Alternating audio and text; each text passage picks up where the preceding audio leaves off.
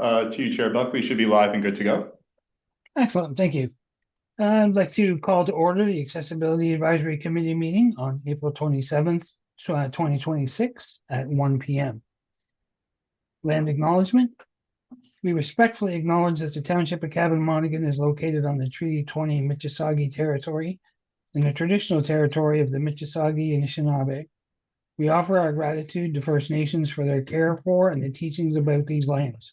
May we honor these teachings. Next thing we have to do today is get an approval of the agenda.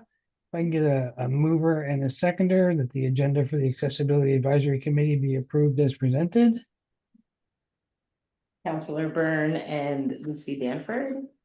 Thank you. And I'll ask for a recorded vote, please. Perfect. And let's go by last names. Bilcock. Yes. Jack. Yes. Danford. Yes. Byrne. Yes. And Buck. Yes. That's good. Next is the disclosure of pecuniary interest in the general nature thereof. Are there any pecuniary interest to note for this meeting today? I do not. Seeing none. Great, thank you.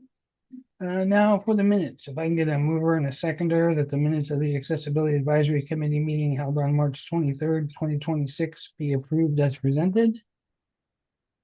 Councillor Byrne and Leslie. Great, and a recorded vote, please. Danford. Yes. Buck. Yes. Jack. Yes. Byrne. Yes. And Bilcock. Yeah. And that's carried.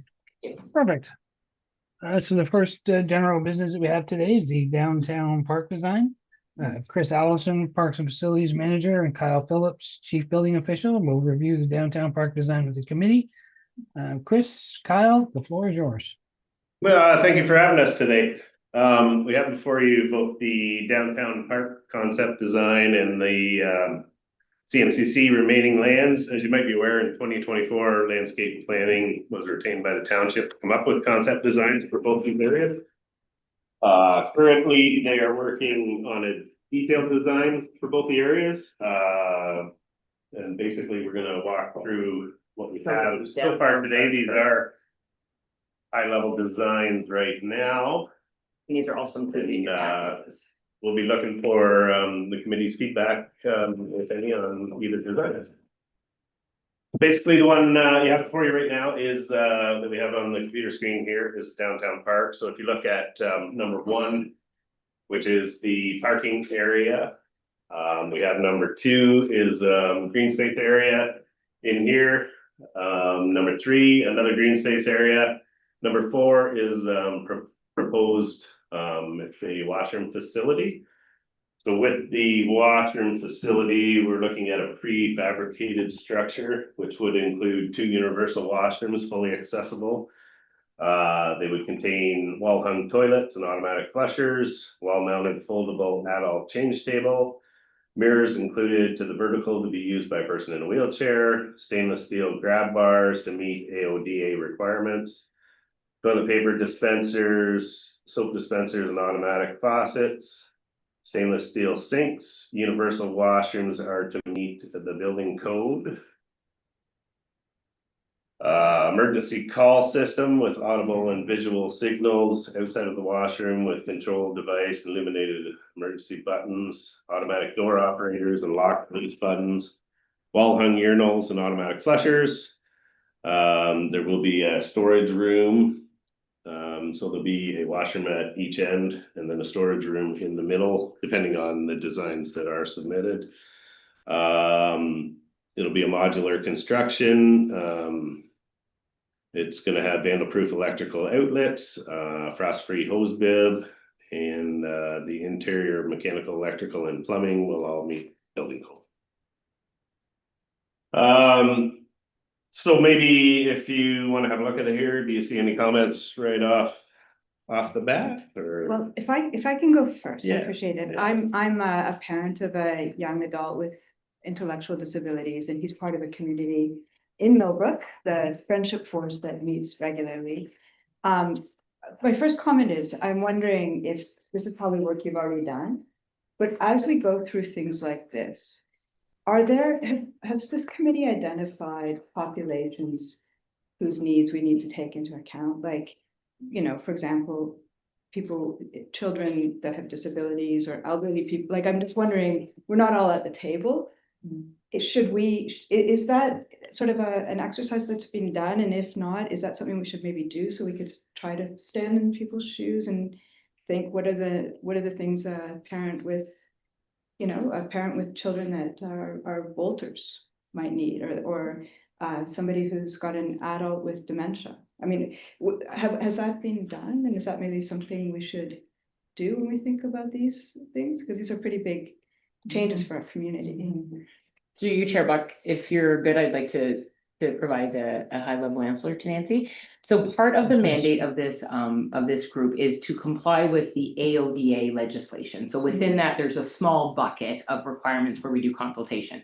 But that is a really, really good point. And I think that is something that we can bring to the table, not only by the members, but by the members that could represent those people. So if there's a component within that they would like consideration given to, then we could bring that, as you could almost be the unofficial liaison if you can bring that value to the table. It's something that was very beneficial from Chair Buck and Leslie. They both are able to bring lived experiences loosely to these comments when we hear them at the table. So there has never been an actual search or a gathering of information from amongst the community, but I would say the value is from our members that they can bring to this. Okay, so I mean, I as a parent of an adult child with disability, I was also a parent of a child with disability first. So I mean, Absolutely, so you bring so much value to Well, the I'm comments. hoping that those Yes. Yes. those groups, Yeah. even though no one told me to. But Yes, so that, with that caveat, Yes. the thing I'm really concerned about when I think about the downtown and this, I'm so delighted that this is going to be a park, and I love the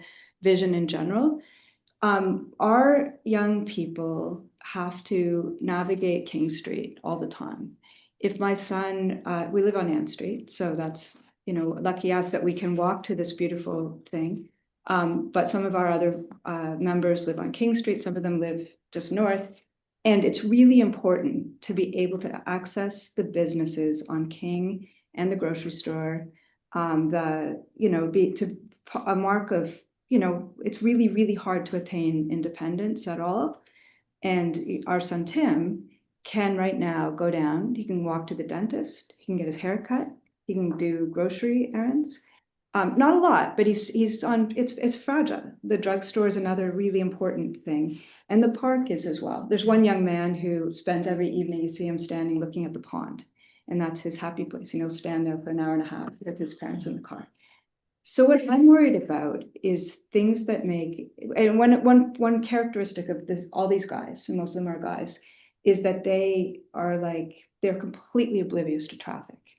And so they're really, really, Tim's number one danger is being hit by a car.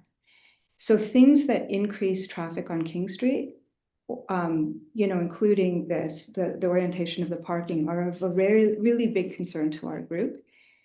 Even there's additional parking here. What we would love to see is to see the parking generally oriented north of King Street and ideally east, because most people come through and they go up Highway 10 and our County Route 10. It becomes more of a thoroughfare when parking's oriented to the west of it.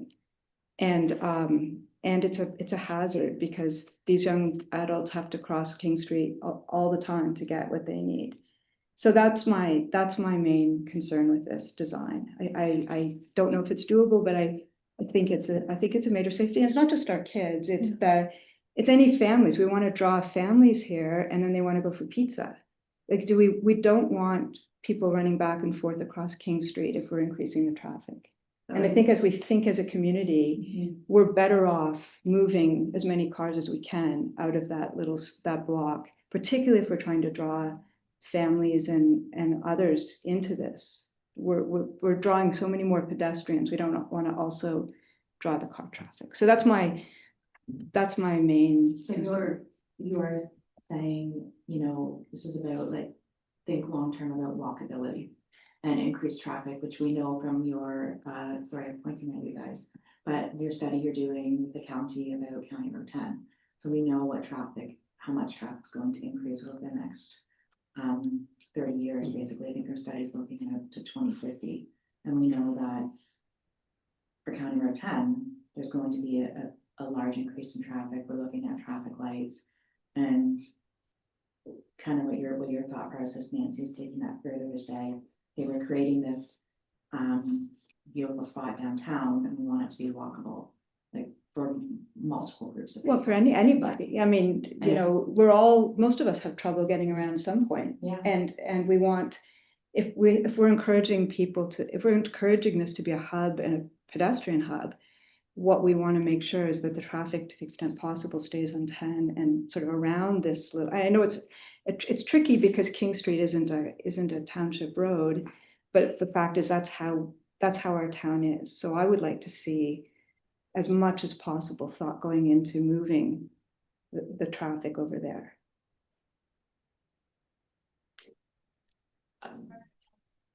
Through you, Chair Buck, Councillor Byrne has his hand up as well.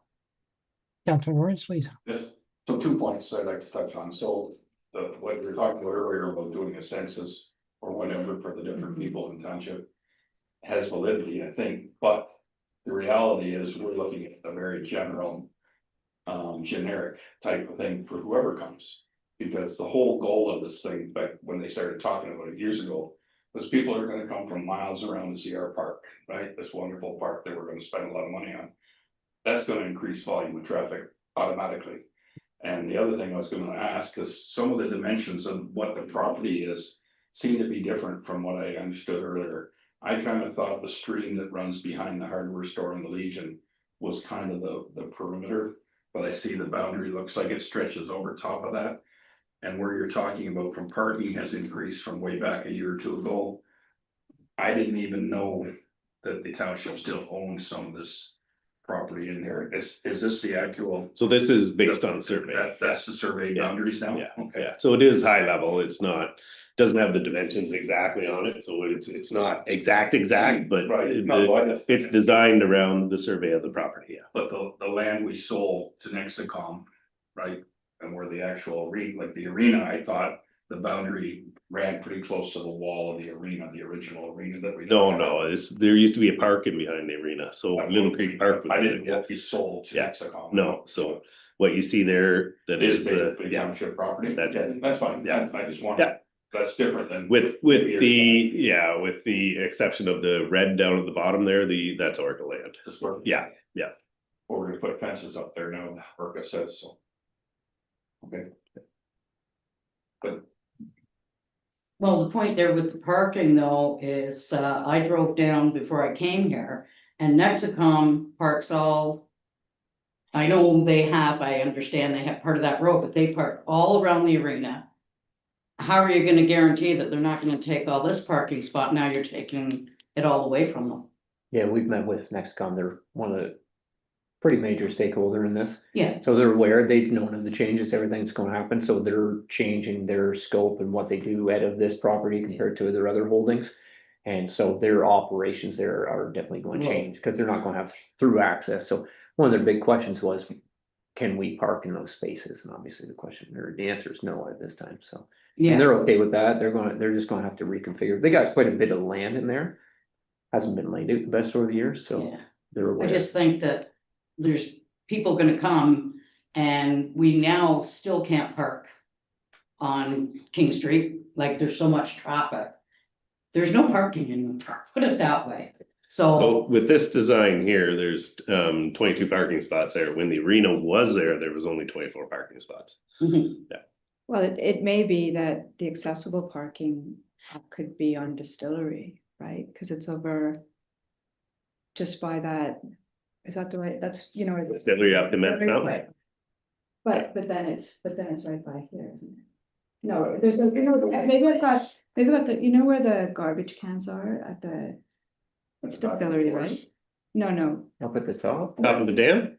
just before, no, I guess I'm talking about, are you talking about where the dentist is and, yeah, like, That part I'm of the just, I'm road? sorry, I'm bad with maps, I'm just trying to picture, yeah, where That's the, New these are the Freedom. houses here, Yeah. and then there's a spot with like 5 parking spots just on the edge. by the bank?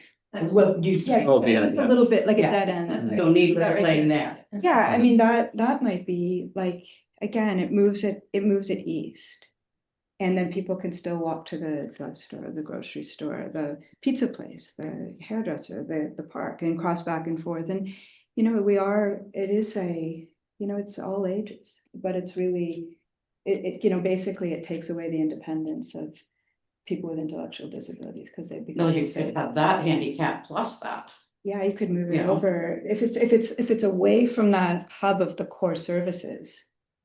There will still be traffic on King Street, but it's not going to be augmented by the use of this.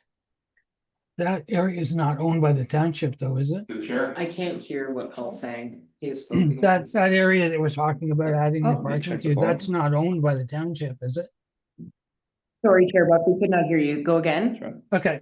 There we go. We were just talking about adding parking to behind the dentist office. That Yes. area is not owned by the township, is it? No, it's not. So Needler's Okay. Lane, everything you see above there is all private property to the left. Yeah. Okay, The end of Needler's. So Lane. Needler's Lane is actually a road. They're not actual designated parking spots. That is currently a road. Yeah. So it'll still need to be maintained, snow plowing, all that type of Yeah. stuff, so. Yeah.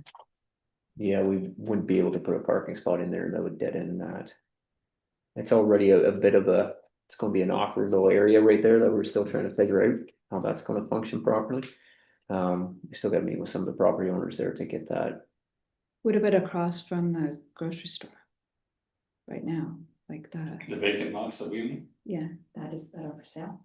Are mean, that or they the- are they for sale or is the Yeah. house for sale Both, altogether? no, 2 parcels. They're separate listings. That would be the right place to have it, like that. Councilor Byrne? Through the chair, so how many spots are we legally obligated to put in? So on this parking thing here, you got 2 handicap spots out of, you said 24 possibly. 22 in there right now. 22. Yeah. Is that the legal limit that you have to put in for that volume, or how do you calculate? How many spaces have to be mandatory for handicap? I know in the accessibility regulations, there is basically a formula for parking spots under 100. And it's either 1 or 2, but you need to have at least 1 van accessible spot in that location. And this definitely meets the standards right now. And I think the township does aspire to try at least No, I just. go a little bit exceed, above it. Yeah, meet or exceed. So it's not the accessible ones that are the concern, it's the volume Hmm. that is concern. Right. I don't know if you can see me. Chair Buck, Leslie would like to speak if that's okay through you. Yes, yeah, absolutely. I just 2 points, just to go back to Nancy's first question around, having representatives from kind of each, if we would say, like group of people who identify as having a disability. What was one of the things that I had written down as a suggestion for our survey, is there a way for us to solicit a bit more information from people around like what their specific needs are? Like, are their needs related more to mobility, and if so, what are those needs? Do they have any concerns about the accessibility of downtown, whether it be like parking or access to essential services? So I'm not I don't want to jump ahead because I do know that's on the agenda, but I just thought, since Nancy mentioned that and how important that is to understand when we are designing public spaces, I'm wondering if we could add some of that into the survey that we're planning on running next month, and see if there's anything that comes out in that we can perhaps look at adjusting the plans for, or thinking about there may be things that we need to accommodate, because if, we know that there's a lot of people who already find there's a lack of accessibility. Is there ways that we can enhance the mobility of accessing this public space, and as well accessing the downtown? So I think, part of doing this public space is as well to kind of bolster our downtown. And it's really, I think, important to have the perspectives of different people to understand like what their needs are and what their barriers may be. And like, I do see the, accessible parking here. Which is great, but does it make sense to have like accessible parking, maybe like close to the bathrooms? If there's a way to fit that in, if people are out and about and, you know, they need to access a washroom, they do need to access an accessible washroom. Like, it's can be quite the distance for someone to travel, if they're by themselves to access the washroom. And then just thinking about resting stations, it would be beneficial to have benches placed near the washroom. Those are benches are Yeah. down in the. Yeah. And once you get a little Right bit there. Those benches. Yeah. Yeah. There and there. And then, I think these are lighting here. And then this is a crosswalk. Will that be a lighted crosswalk? Like, is there an opportunity to have like an overhead kind of flashing crosswalk sign?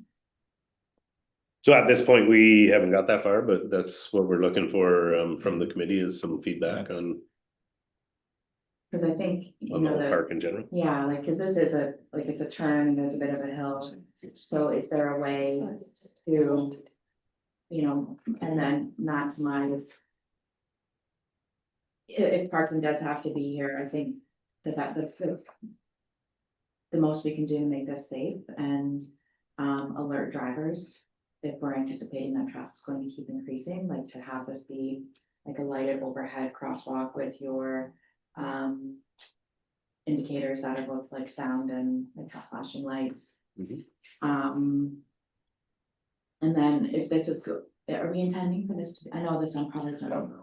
So that's future, this is just phase one, this is this year, 2026, to get the work implemented. No, that's good. With the grass seed budget, right? That's what, well, we have this and then we can do some programming down there, right? The events can be down Yeah. there, farmers markets, can do. Yeah, Yeah. the only thing I was going to Yeah. do that to Yeah. maybe planning for lights here, to light the pathway.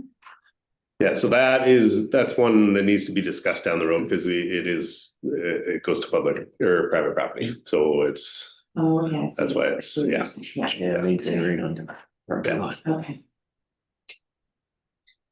Through the chair, so one thing I'd like to know early on in the stage, when you're planning this washroom, because it'll probably go in sooner than later, just because.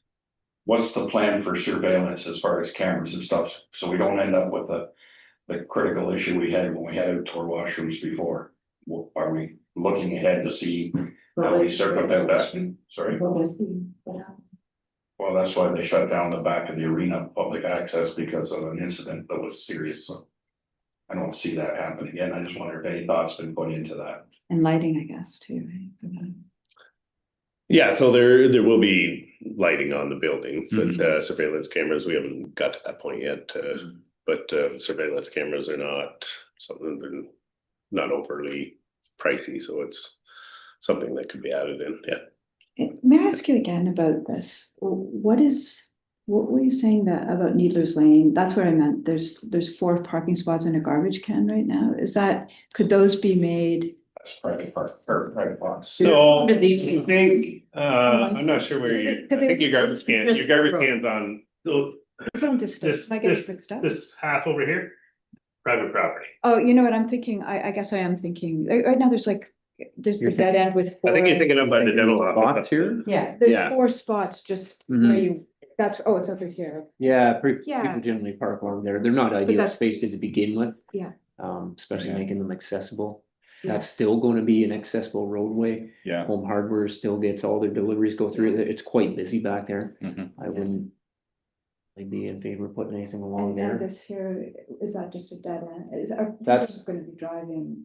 So that pathway through there is gonna be a 3-meter wide asphalt walkway, but it's so that when we have farmers markets, any of those types of events, vehicles can actually still go through, but for the most part, this will be the maintained portion of Needler's Lane. So we still need to plow that, keep it to the standard of any other And road. is it possible just for the most part, at this dead end, having 4 accessible spots and making, and moving that possible? Like, does that work or? Not really, no, because so this still needs to Oh, okay, I'm access sorry, I back just, there. I Yeah. did these. So, thick so ones, there's, I was there's, having trouble translating it Yeah. to work on the the ground. creek, is right there too. Yeah. Right? Yeah. Okay. Yeah. Part of the review that staff did beforehand, we kind of looked at some of the common interest ways, and there's some challenges with using needle going for parking also. There's no pathway over there, so you have people, you don't necessarily want to encourage somebody that's dealing with a disability to maybe going in an area where you have traffic going in and out as well. Yeah. Which would be something, it's why part of the reason the location of accessible parking spots is completely removed from traffic and is right beside the pathway. Yeah, I forgot about hardware. Hardware trucks, I'm not too busy. Mhm. Chair Buck, I'm not sure if you can see Councillor Byrne, but he has a comment. No, Councilor Burn, please go ahead. Through the chair, so through Kyle, is the plan to take out the other culvert that used to access the back of the old arena, which got the ice making area? Are you planning on, it looks like you're planning on taking it out rather than having a duplication for traffic in and out of that green area back up towards the Legion and wherever. So there should be a second culvert somewhere right along here on the opposite side of Needler's Lane that went into the arena when it was functioning. Cover that went in, There was an entrance to the building, you know that one? It's still in there. Yeah, that At was, least yeah. it's- but Yeah. that's the intention to take it out. Because it doesn't show up. I know the other one, Public Works was assessing to see what they could do with that one, but I think they're being maintained as is right now. Yeah. Well, it makes sense. I just Yeah. wonder. Yeah. If there's things missing. So right now, Yeah, they're not the gonna show all pavement's of been it. removed Yeah. from it and Yeah. it's been leveled off with topsoil across that Yeah, area. unfortunately, they took the pavement away, which made no sense, but I just wondered if you're planning on ripping it out. Yeah, the pavement from out of the Olympia room, that Yes. was removed, yeah. Yeah. So it was just a piece But no. from here to the wall there along, right? Yeah. But it got you over the stream, the runoff. Mm. Just asking. Yeah, no, Public Works has been involved in assessing those to see what, if they need any work. Obviously, we want to get all the infrastructure stuff done at one time with our water main and all that type of stuff, so they're looking at those too to see their condition and if they need any work.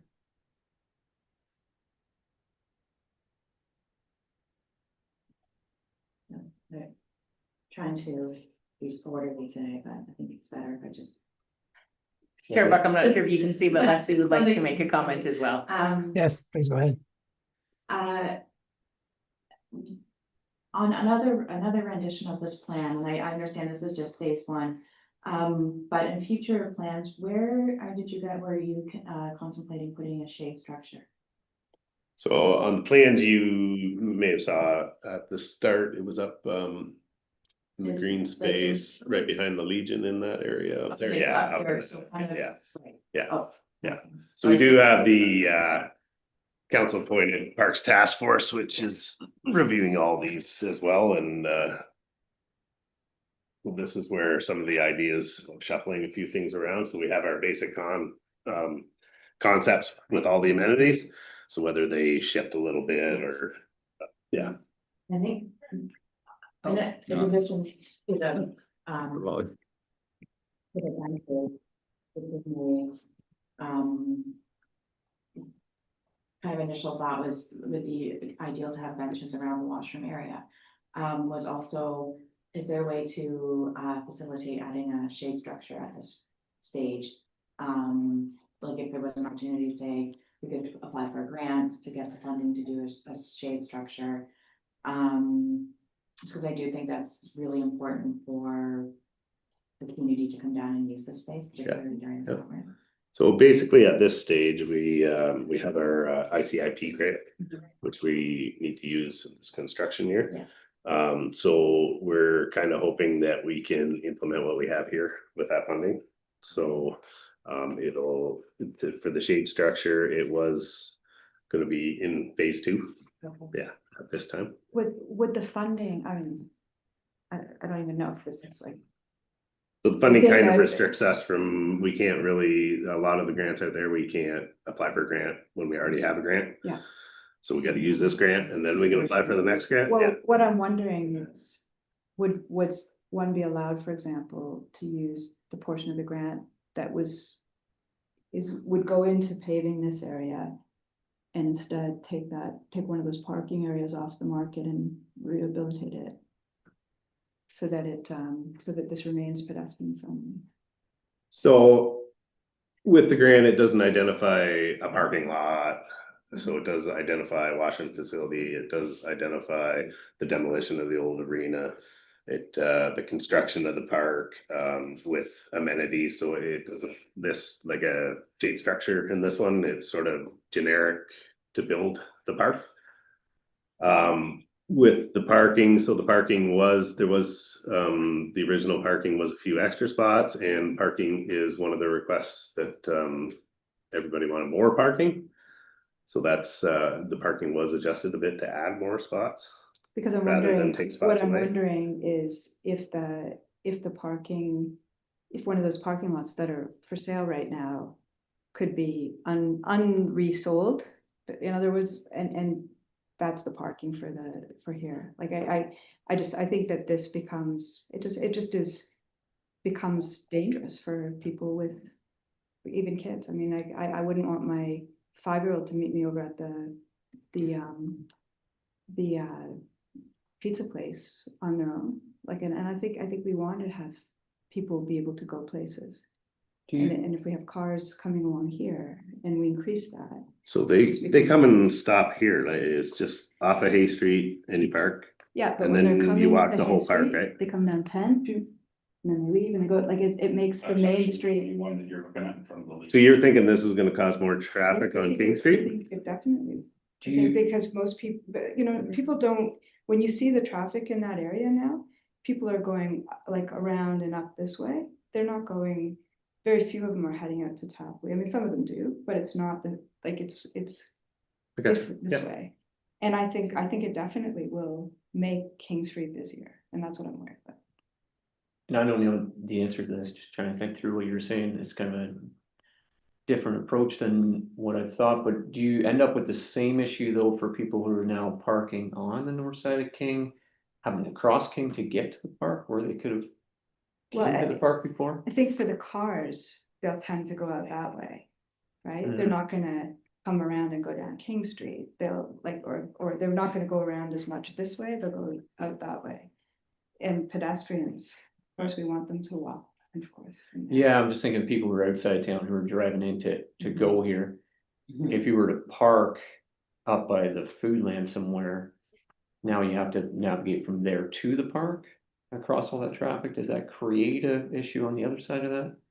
Well, I think that what we want to do is make King Street pedestrian friendly, both directions, right? Because some people from the north are coming to the park and people from the south are going to Foodland. You don't want the place that they cross to be the busiest place in town. And that's what I'm concerned about. It. Ideally, you'd move it over here, and then you wouldn't have either of those. That's just not an area that we. But if that's not available, Yeah, then it's the just- second choice is up there and the third choice is over there. So that's what Because you're saying that, I understand what you're saying, certainly, like, are we just creating another problem? But I think if we take that like one step further and we're moving the parking north of King Street, so then by doing that, that will inherently cut down on traffic on King Street because people won't be turning on it.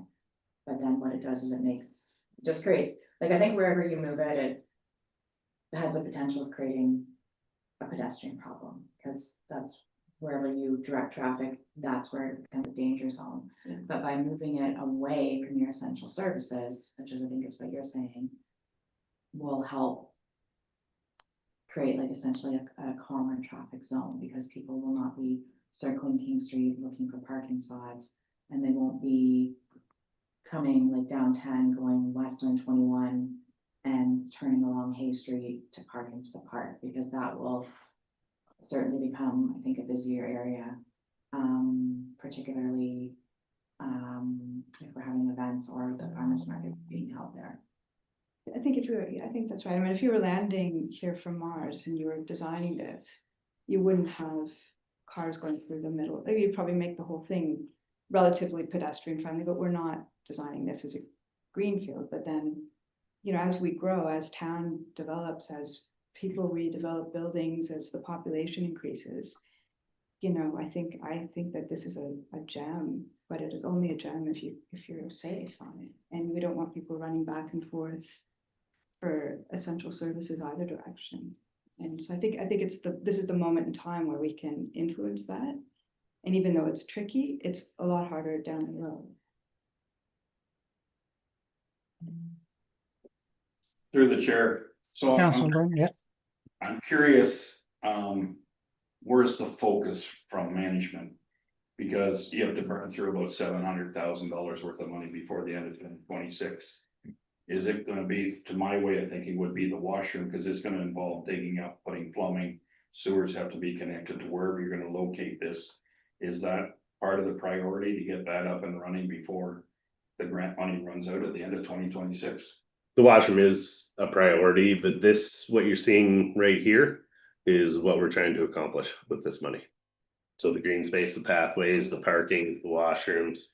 The lighting may just be the infrastructure in the ground for the poles, because lighting is pretty expensive, so. Whether we get the fixtures ready to go, benches, what you see in that drawing is what we're trying to accomplish. With $700,000? Yes.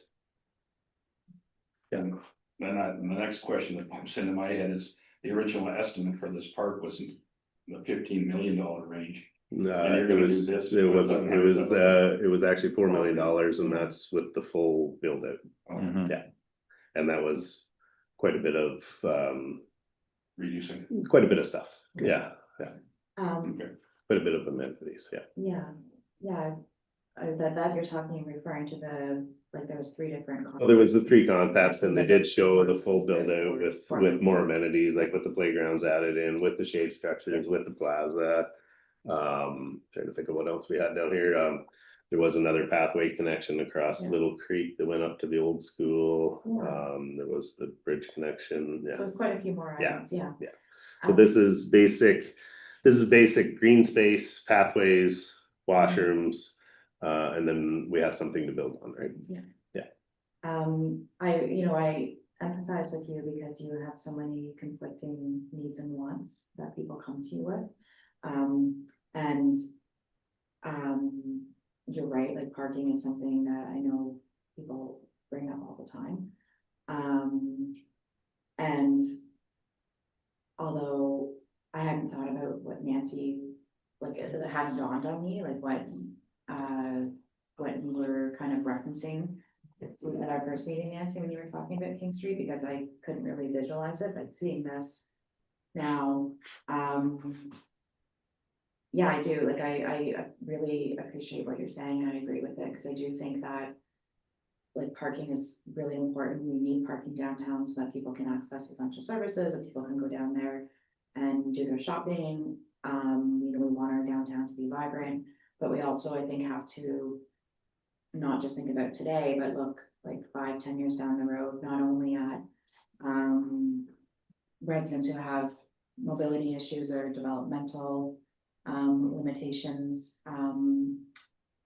but also the fact that we know like 1 in 4 Canadians is going to be over the age of 65, and we have to plan for them to have like safe, walkable places too. So I think that the needs of our community are going to rapidly change over the next few years. And do we want to look at this and say, oh, maybe we do want to kind of think about where is the safest place for parking to go, because safe parking to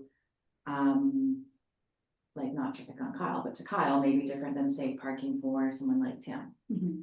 And how can we think through that and plan for that?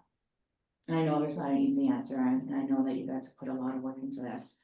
And I think to me, like when I first look at it, I'm like, oh, it looks great. There's gonna be more parking. It's gonna be, easy for people to access. It's off a little side street. But then when you start hearing about the people's perspectives, I think we need to see how we can consider that new information, and is there a way that we can address it? To the committee through the chair, to the point about the parking, I know staff have done there's some stuff in the design to kind of mitigate the risks of pedestrians interacting with traffic. For instance, on the western entrance, sorry, I'm just gonna use the screen right here. You see the pathway where people would be joining the park is after where we would expose most traffic to be coming from with Hay Street. Yeah. But I think there's some stuff that's a little more challenging to address that's kind of outside of the scope of the specific project itself, but we do have to be conscious of the ways that people would be crossing to enter the park. I know Needler's Lane doesn't have any pedestrian walkways over there, and and there's traffic going in, that's kind of a challenge in its own right, as the committee has talked about a little bit, but yeah. Yeah, I certainly do think that if we do want to have, we're committed to this being parking, then we need to make this crosswalk like very prominent, like some like overhead lighting, like sound indicators. Because it's going to become very busy. It doesn't help King Street. No.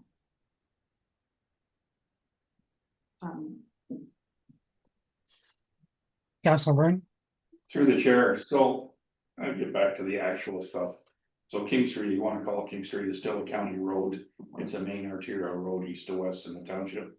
And there's very few options to move that flow. The other reality is the whole idea of this park was to generate more traffic downtown. So the businesses on the main street could benefit from it. And we're also, for whatever reason, looking at bringing another 1,000 or more homes to the community. So the idea of reducing traffic or something, to me, doesn't seem realistic. If everything is driven to bring more people to this area, and they're gonna come by car. Just the nature of what we're doing, so. I'd like to kind of keep that in context if I could, please. Well, I think that the goal of bringing people to businesses isn't having them drive past the business, it's to have more foot traffic, because it's really essentially meant to be, you know, it's not a shopping mall. I mean, we know that. I mean, I don't mean to be facetious, I'm not being, but it's like, when we think about how we live in a downtown, we really think about walking down the street and going into. And picking parking up somewhere something. close to it. And parking somewhere close to it. Yes. But I think maybe the township should, I know we don't have money coming out of our ears, but really thinking about giving up those parking areas to the north, I think that may be really important. Yeah, sorry, through you, Chair. So those are parking areas right now. They're just land that we have. I want to call them parking areas right now. But identified for development, they're in our prime downtown core where you want development, right? So right now, the council direction is to sell them to see what development we can spur down there. If we can accommodate parking in there long term, we'll work with somebody on that, but we're trying to see what kind of development, trying to get some interest in those properties to have them. Actually, they've been vacant for so long, you need more of that. The direction has been to build up the downtown there, so utilizing it for parking by itself isn't your best planning use for that area. But we are looking at all areas. Parking here has been a issue since I've been here, and it's in every city, it's in every town, especially ones that are growing, so it's not an easy fix. But those as of right now have been identified for development. And if we can work with a developer to get more parking there, municipal parking as well.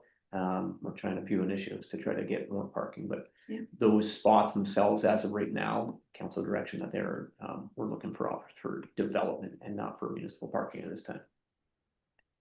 Can I ask you a couple more questions? One is there any, like, when we think about, again, if we were creating, this isn't blank, people have their histories and they have their businesses, and we're working within so many constraints, and I know that.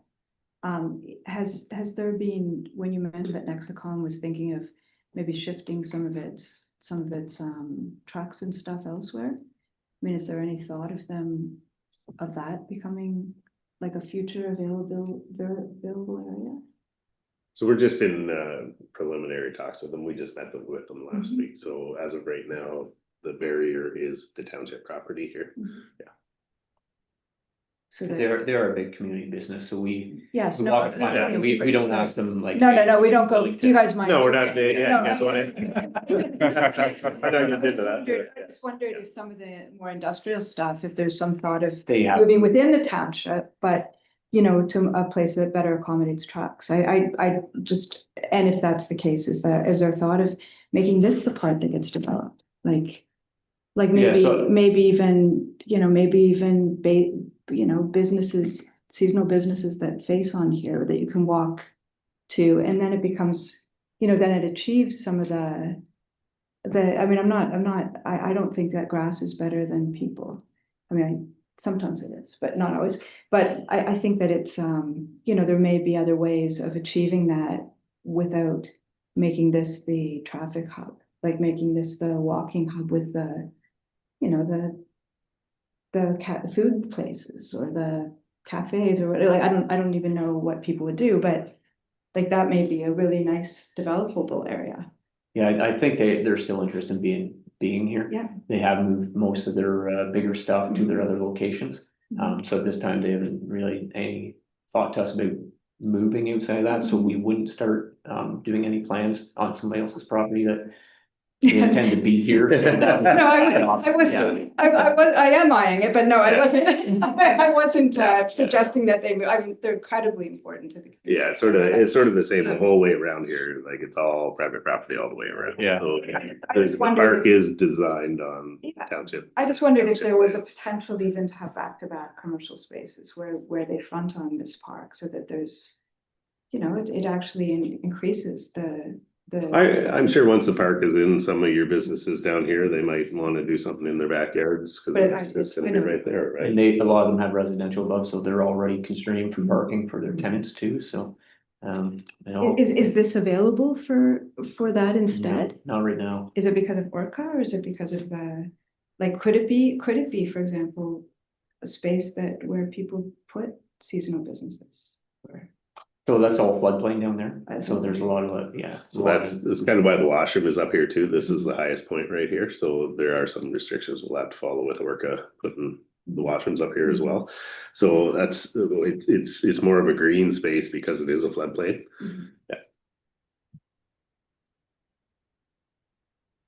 Lots of constraints.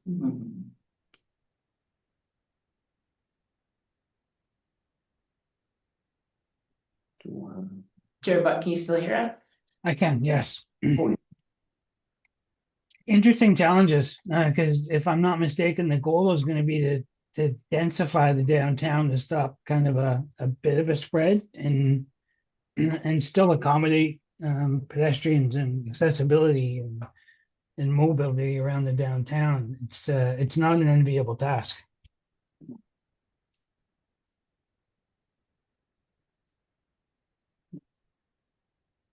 Are there any other comments? One quick one, I promise. Okay, Is there, where the sidewalk depression going to be? You may not have had the plans that detailed yet, but it looks to me like this is all kind of curb. So if we have a proposed light fixture here and here, where are we thinking of putting the curb depression so that people with mobility devices can go from parking lot to trail? I think we discussed that, I think Yeah. that's kind of one of the items that we're looking for your input on. When staff were looking at it, it's one of the things that we kind of raised in our review is just, so anybody that's leaving the barrier-free spaces has that direct connection and there's no risk of them crossing the traffic. You can see there should be lighting nearby, so the space would be well lit, but our hope is to, just kind of limit the interaction anybody with a disability would have with moving traffic. It's the same with this pathway, and I think staff at least understand your comments and the connectors, but I think that was one of our Yeah, concerns. this was, I liked how that you come and you cross and you immediately cross right onto the pathway and then you can be seamless within the park space. For the sidewalk depressions, initially, I mean, I was just thinking like basically right behind the vehicle you could have. Yeah, Right in here, yeah. yeah, That's Yeah. what we foresaw, yeah. Yeah. then it's, you have ample space and Mhm. hopefully people won't be driving through there. Yeah, so, should be, that's the end of the parking lot, right? So right here would make sense, you got your street light, yeah.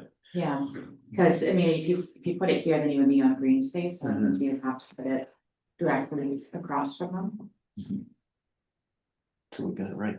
Good job, Tim. We tried to pretend. Well, good, great. Yeah. Staff did have other conversations, for instance, about the surface of the trail. And I know one of the things the committee is able to, can be consulted on is location of shade structures on the thing. So I'm sure, oh, So that'll come back when we get to Yeah. that stage, we'll bring that back. yeah. What about the, is there a potential to perhaps add, a bench outside of the washroom? Yeah. Yeah, there are two benches, usually, sometimes, you know, going to the washroom can be really tiring for people if you're using you have to use an assistive device or whatever, and you just need to like sit down, collect yourself, or you're waiting for someone. someone. Yeah. Your turn. Yeah. No, that makes good sense, yeah. And is there a water fountain planned for in the washroom, Chris, or around the washroom? You said one more, and it's been three. I'm sorry. I know, but you know, when the. Like a water fill station? Yeah, No, actually, no, that's something we haven't. yeah. Yeah. I just something maybe for you guys to consider to have. Mhm. Cause I did taste the water at the CMCC and it was good. It was good. Good, Yeah, nice and filtered, yeah. Yeah. And those are, I'm sorry. Oh, they're pretty reasonable, and Oh. yeah, look into installing one. Okay, should we move on to CMCC? Does anybody else have any comments for consideration? If not, Chair Buck, I think we should do a high level motion for each of the items. So if you'd like, we can capture it with consideration to be added to a safe pedestrian crosswalk along Ann Street. The depressions to be added behind the parking spots, the accessible parking spots, a bench and water filling station around the bathrooms. Do we want to add as a majority to alternate to, for the committee to look at alternative parking spots, or have we decided that unfortunately this is probably the best option for the base that we have, and we will try to make this as safe as we can? I will leave that final point up to the majority of the committee. I think it's unsafe and I'm disappointed. I'll be honest, I'm really disappointed. I think it's gonna change the lives of people who need to walk across King Street to get their services if we increase the traffic. And I think that should matter a lot more than other considerations. So do we think, through you, Chair, but do we think that's a bigger conversation than this plan? I'm hearing a couple of things like you'd mentioned maybe complete pedestrian friendly King Street, which again. Well, that, you know, I mean, it's Councillor not Vernon our. spoke to that Yeah, and it's that, not our street. I know no, that, yeah. But as we think about King Street and we try to draw more people there, I think we'll be better served on foot. And it's not just for people with disabilities, but it's life changing. So are we thinking we want to add that consideration be looked at the traffic flow on King or something like that, as opposed to yeah, to As much as I would love to be able to come up with a solution for that, I think with the restrictions of the floodplain, with the restrictions of what the township actually can do down there, it's a little outside the scope of what we can improve. It's something that council or staff could take back and consider, but I'm not sure it's something that we're going to be able to resolve with this plan, I in mean, my opinion. I endorse what Nancy's saying. I'm not saying I don't appreciate the realities of what you guys are working within. I do. But I also think that we need to think long-term, not just for people with disabilities, but as an aging population. And like walkable communities are the way of the future. Like people driving everywhere and parking right in front of the store they're going to, that is becoming less of a reality. And I agree with Nancy, like we have to think about the people who are like have different challenges than we do. And, you know, if that means like having like difficult conversations or going back to the drawing board, perhaps that is outside the scope of this committee, but I still think the committee can voice the concerns. I agree with Nancy, like I'm thinking about the times when I like have to use a mobility device, it's really hard to get around. And I mean, yeah, there's always gonna be people who are like, we want more parking. Well, those people probably have different challenges than the people, and then people who, you know, we have to think about their safety, and we have to think about how can we build a community that's going to be inclusive and allow people to be independent. And that's not an easy thing to do. So perhaps the recommendation could be that we like take this back and we look at, is there an opportunity to have conversation with council and a broader subset of staff to see like what are the options to explore making King Street safe? Walkable King Street. Yeah. Councilor Byrne? Through the chair, so I'm curious now, what's the hierarchy? So we have this accessibility committee. We already have another committee that's involved with this planning stage. And it's a separate entity. Which one, how do they interact? Is there some kind of? To you, Councillor Byrne, just to clarify, the working group for the remaining CMCC and lands is not considered a council committee. So there is some difference. Council has given clear direction, I think, on some components of the design, and they have a preferred design, and I don't want to speak to the specifics of that, but the committee is mainly, the scope of the committee is to provide comments on the thing that the committee can comment on, and definitely the committee, the pathways, the needs of parking are things that the committee is supposed to be consulted on, and this is why we receive your comments as a larger thing. I think there are some things that, as have been discussed, that are kind of outside the scope of the committee, and my advice, Ms. Page is the clerk over here, but I would keep the motion to what is within the scope of the committee's terms of reference.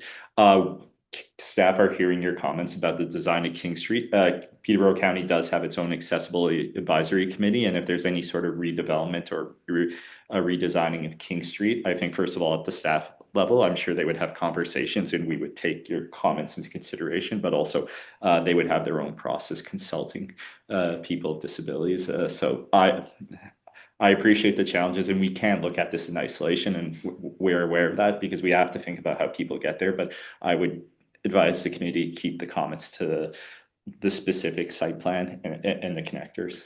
So the designs did go through public consultation, and parking was part of that, and they did go to council. They were approved by council. So basically, these are the plans that we're going ahead with, so we're looking for your input on what we have here. So the removal of parking altogether, that's already gone through the public consultation stage and then to council. Yeah. I don't remember seeing this plan as one of the options. Was it one of the options? So it was that one there. So the parking just got changed a little bit because they wanted more parking. So the parking did come straight out towards Needler's Mill. So it was more of a long square parking. Did the public comment on this, or was there less parking? So this was part of the Parks Task Force. So Yeah. the council, Parks Task Force. So we were looking for more parking. So we were looking for an option to, so we have the designs that are there. We can tweak them a little bit. But the public consult, the public wasn't given this. They were given something with less parking than that, weren't they? 4 spots less, yes, But yes. the Instead of that. Yeah. Oh, Yeah. it was all the offices of, right. Yeah. Councilor Byrne?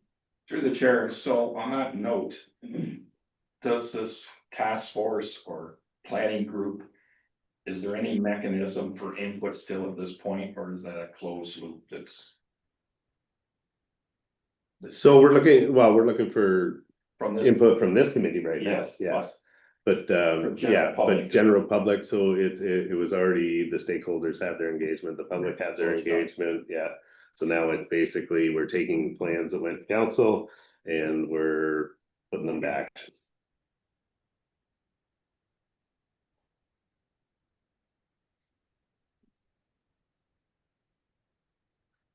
I mean, overall, I think you guys have done a wonderful job. Like, it's gonna be a beautiful place. Thank you. And I really liked the concept. And I did not even entertain the concept of the idea of what would happen to traffic on King Street, I'll admit, when I was looking at this. But I wonder if there's an opportunity to maybe take this to the Peterborough County Accessibility Committee. Just about King Street, that was one of your suggestions. I don't know if that's something that's feasible to, you know, talk about how we can make Kings, because they are very responsible for King Street. Through you, Chair Buck, to Leslie, that definitely we could do that. I think to piggyback on what Mark is saying, we can do specific motions for Yeah. these, but we can have a takeaway that there are concerns or we'd like investigation or something to those lines. We could talk about that and we can put it on our outstanding action item. That we reach out to see if consideration's been given to any type of review on King Street, Yeah. whether it be traffic flow, whether it be walkability, make it completely pedestrian friendly. But we could definitely, I think this will be a wonderful asset to the community. I think having that green space will be beautiful. Yeah. I think we needed it, and I think Yeah. it's gonna be a really nice anchor in the community. So I agree with that. I am very disappointed in that, but I understand that that's a done deal and that's okay. I mean, I really think going forward, we're all better served if King Street is a place that people can walk on. And so it's not just people with disabilities, it's the 90-year-old lady who lives there and the, you know, and the kids who want to get, the people crossing with their toddlers in the winter sun. We're all better served with it, and it sounds like a county issue, and maybe it's something we can bring forward, but anyway, I do think it's gonna be wonderful.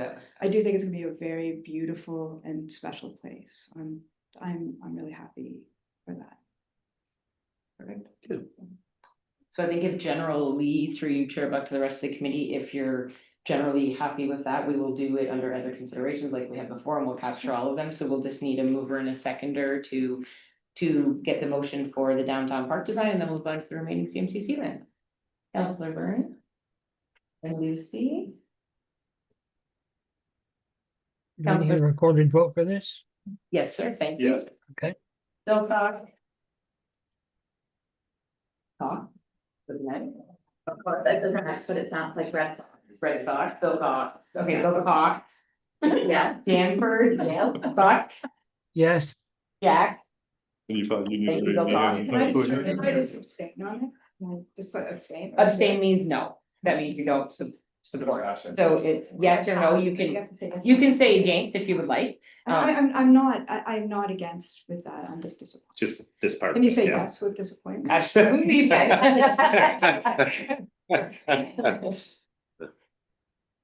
All right, on to our next time. Okay, so we got the CMCC in front of you. So what we're looking at for phase one this year is the highlighted blue area. So the rest of it would be down the road. So if you look at number 1, which is beach volleyball. So this is what we're hoping to get in this year, along with number 4, the parking lot. Number 10 is highlighted there, but that's Future phase, I think. yeah, so it's a future phase. So it's highlighted blue just to get the pathway up to the beach volleyball there. The future phasing down the road would be tennis court, pickleball, another parking lot at 5, shade structure at 6. So we're starting to head to the other end, green space. But right now, we're looking for comment on 1 and 4 really. Which would be the parking lot and the beach volleyball. And the parking goes out to folks. So that's fall fine, yeah. And- So and- currently that's the fire route into the back of the CMCC right there. Yeah. The only one, well, I'm gonna not say the only because I always trip myself up on that, as these guys know in our other committee. One thought that I had was, it may not be a good idea to have an entrance right here, because this is kind of where the road curves and it's your loading area. So I just, was thinking that, and then, you know, people are, I mean, the walking is far away, but I was just thinking in terms of vehicle traffic, like to avoid any potential pedestrian collisions between your loading area and access to the parking lot. I was wondering if perhaps it may be beneficial to have the entrance to parking either immediately to the west when you drive in, or maybe just bump up the entrance to the parking lot to be kind of in the middle. Oh, yeah, so it doesn't. So like, yeah, maybe start in the middle would be your exit instead of right on the corner there. Yeah. Is what you're looking at. Yeah, because I this is the way that I always, when I come into the township office or the community center, I always come in here and I do know like there's a curve here, so I always like slow down to be mindful of any of your vehicles that may be here, like backing in or loading. Mhm. So I just thought perhaps out of an abundance of caution, because I see this as your pedestrian walkway, it may be ideal to not have your parking, entrance or exit so close to your walkway and your existing loading area. Yeah. You see through your chair, Buck, sorry, because do you see where she's talking about? Yeah, Yeah. okay. Through the chair, on that note, the flow of the parking lot has to be somewhat sensible too. So by coming out that north entrance, closer to where the building is. It leaves you 2 exits from that parking area, which makes total sense. If you put it back in the middle, you're gonna lose probably more parking stalls. I did bring up the, mentioned you, Chris, way back about some little barrier running out from the north, ours going straight west from the building. Just so traffic, pedestrian traffic couldn't run down that green area and be right in the roadway without some little barrier there just to make them aware that there is traffic coming around the corner. But it makes sense to me. I'd actually move the entrance to the north, even closer to the north edge, so that you can go one or the other very quickly. Just when people are trying to get in and out, the less restrictions, the less visibility issues you have, chances of accidents probably should go down, I would guess. Sorry, what was the barrier? Oh, it was just mentioned, kids can run down the north, the west side of the building. Yep. And run Oh, right I out see. into this roadway, so Just- when I was looking at. Yeah. This It's area just a right here. short thing that went to the west. Just because of the visual when you're driving around. Yeah, it's just something to slow them down. Oh, yeah. It only has to go 4 or 5 feet. If the kids have to run around it, that gives the cars that much more chance to see them coming. And I just have one question. Is the playground, is the playground area fenced? That's the one that exists. That's current, it's current playground. Is it currently fenced? No. With additional traffic, I think it's something to consider. I mean, to fence it in, just because, again, with kids with disabilities, some of them are runners. And with the, we're again going more traffic, which is fine, it's understandable, but you need to be able to have a safe space for the kids. And then for accessing this on foot. So Fairfield Street is a new street that's not, it's not, hasn't been, they haven't done anything with it, right? Like, it's not paved or anything. Not yet. No. So. I guess this is a double question. So for foot traffic, if I'm walking there, we're gonna do this year, this isn't paved yet. We don't have a there's no sidewalk here.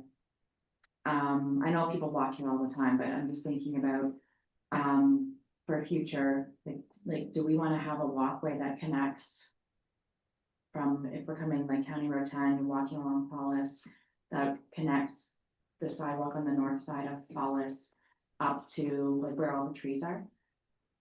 Do we wanna put? Right. Is there one on this side? No, there's not. Right No. there, yeah. You're talking about on the east side of Yeah. that entrance So, road. right, if you go up where that blue line is, Cindy, like, I'm wondering, do we wanna have a connected walkway? Go there for. Because there really isn't anything, there's just the drive. There's just the drive, but we don't want people walking on And the there's no sidewalk. Until it isn't actually, it's a full parameter. To connect them up to the. Yeah. community center? Yeah. Because right now they'd almost have to go all the way up here to go around to get a through path, otherwise they're gonna have to go on the road where the Yeah. traffic is. Yeah. And is this dirt? Is that what this one would be? If it's brown? No, it's down as concrete, Down but as concrete, sidewalk, yeah. right? So, Mm. yeah, so a connection here, so their connection's coming here and across. right? Yeah, if you're coming in off Yeah, this side, it's so a we're long connecting- ways. So we're connecting here, and down. But if every step counts, that's what So- she's saying, can we have one? Yeah. Is that what you mean? Yeah, I'm just wondering, like, for people who, like, I understand that, there's like I think there's a pathway here, but I can't quite tell, like, right, is there a walking path? Is this the between walkway right here? the Yeah, there is, parking? Yeah. Yeah, so I see that, which is good, because then it allows people, like, everybody in the parking lot has a place to go and have safe access. So maybe, Bring this guy. It would limit, the intent, so your new subdivision's here, right? So the intention is cross the sidewalk here, and then you've got every street Right. coming down, right? I see. Instead Okay. of carrying down where there's no sidewalk Yeah. and in. Yeah, I mean, So- there's sidewalk on the north. side, Yeah. So I believe there's something And I know right here there's. too, this isn't right it? here too. Isn't there a road? Yeah, there's Just a road. gonna, yeah, there's a road right here. So you can sort of see where you're Yeah. saying that it Yeah. comes up there. But it still doesn't, look it's right there on the side. And then it connects across over to Yeah. there. I guess the Fairfield Street, is that gonna be, like, do you know when they're gonna develop that? Cause I see they put in kind of the curves and everything else for all their other streets except for this guy. Yeah, I mean, they're not gonna do all their like top coat stuff until they get more numbers in that subdivision Okay. for sure, so. That's all gonna be. Kind of. Through the Councilor chair, Byrne? yeah, while we're talking about sidewalks, so along the very west wall of the community center that exists today. That red dotted area, that's a walk path, is it? Like, No, that's phasing. that's pavement for, Phasing, yeah. but it's for. not So that's vehicles. the limit of phase two. is- Yes, I realize, but that's for pedestrian But- traffic, correct? Sorry. Not the red dots, but this No, is. Yes. Yeah, that's the Yeah. pathway. So the red dots is the limit of phase two. Yes. So Okay, we would be yeah. adding in that But that's- walkway down. that's Pedestrian walkway. That's right. So right off the hop, I look at that and I'm thinking, anybody that utilizes that parking facility that we're gonna do first under number 4. There's no nice connection back to the community center as such. Like where she's talking prior to this conversation. Yeah. It would make sense if that extended across that curved roadway and maybe met up with that other paved walkway that I just asked about. So that nobody's gonna walk to the far side of the parking lot to use a walkway to get back to the wall if they're going up anywhere near the facilities we already have, which is the playground, right? To clarify, Councillor Byrne, I don't know if you can see my mouse over here, but what you're describing is basically what was discussed previously, where you put a walkway connecting here to That's here. right. Okay, correct? carry it straight north, go Yeah. across, Cool. go across north, yes, Yeah. and go along the Right wall there. edge. Yeah. And meet up with that one. I understand what you're At a saying. glance, that just, people are human beings, Yeah. they're not Yeah. gonna. Yeah. If you put a sidewalk where they're not traveling, they'll walk across the mud. Yeah, and that is indicated in phase two. Now, we do have budgetary restraints, which we're And that's trying to fine. get. I'm This- just thinking, if this you're, in if right you're trying to get traffic, especially what we're just talking about coming from the subdivision down in the south. Yeah. If they wanna get to the community center, that's something that can be done early, a Mhm. pathway right along the west wall of the building. To get you up to entrance into the community center and to the playground that already exists to the north. Yeah. Rather than going out and around and back, just, people are gonna take the path of least resistance. Yeah. Yeah. So why not plan for that? Literally the path. Yes, absolutely. So, shortness of route is definitely a consideration, I think, when you're talking, for thinking about people with disabilities. And there would be some people coming from, County Road 10, from the Highland subdivision. It just makes it accessible to everybody. Yeah, and it reduces the chance of people crossing traffic I as well. believe so. I'm just, too much. No, it's a, Yeah, that path, instead of being phase 2, Is that part? if it could be done in phase 1. access to that.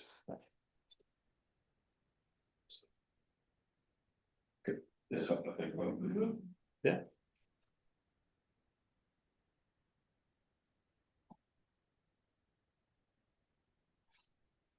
Okay, are there any other comments?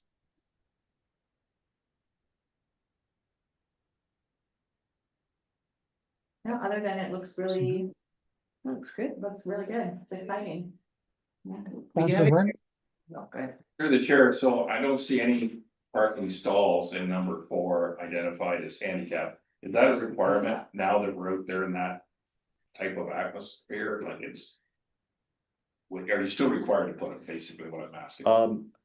Is- We did notice that, yeah, I think it's just a error. That's fine. It is high level, yeah, There is gonna be provision for. there will be, yeah.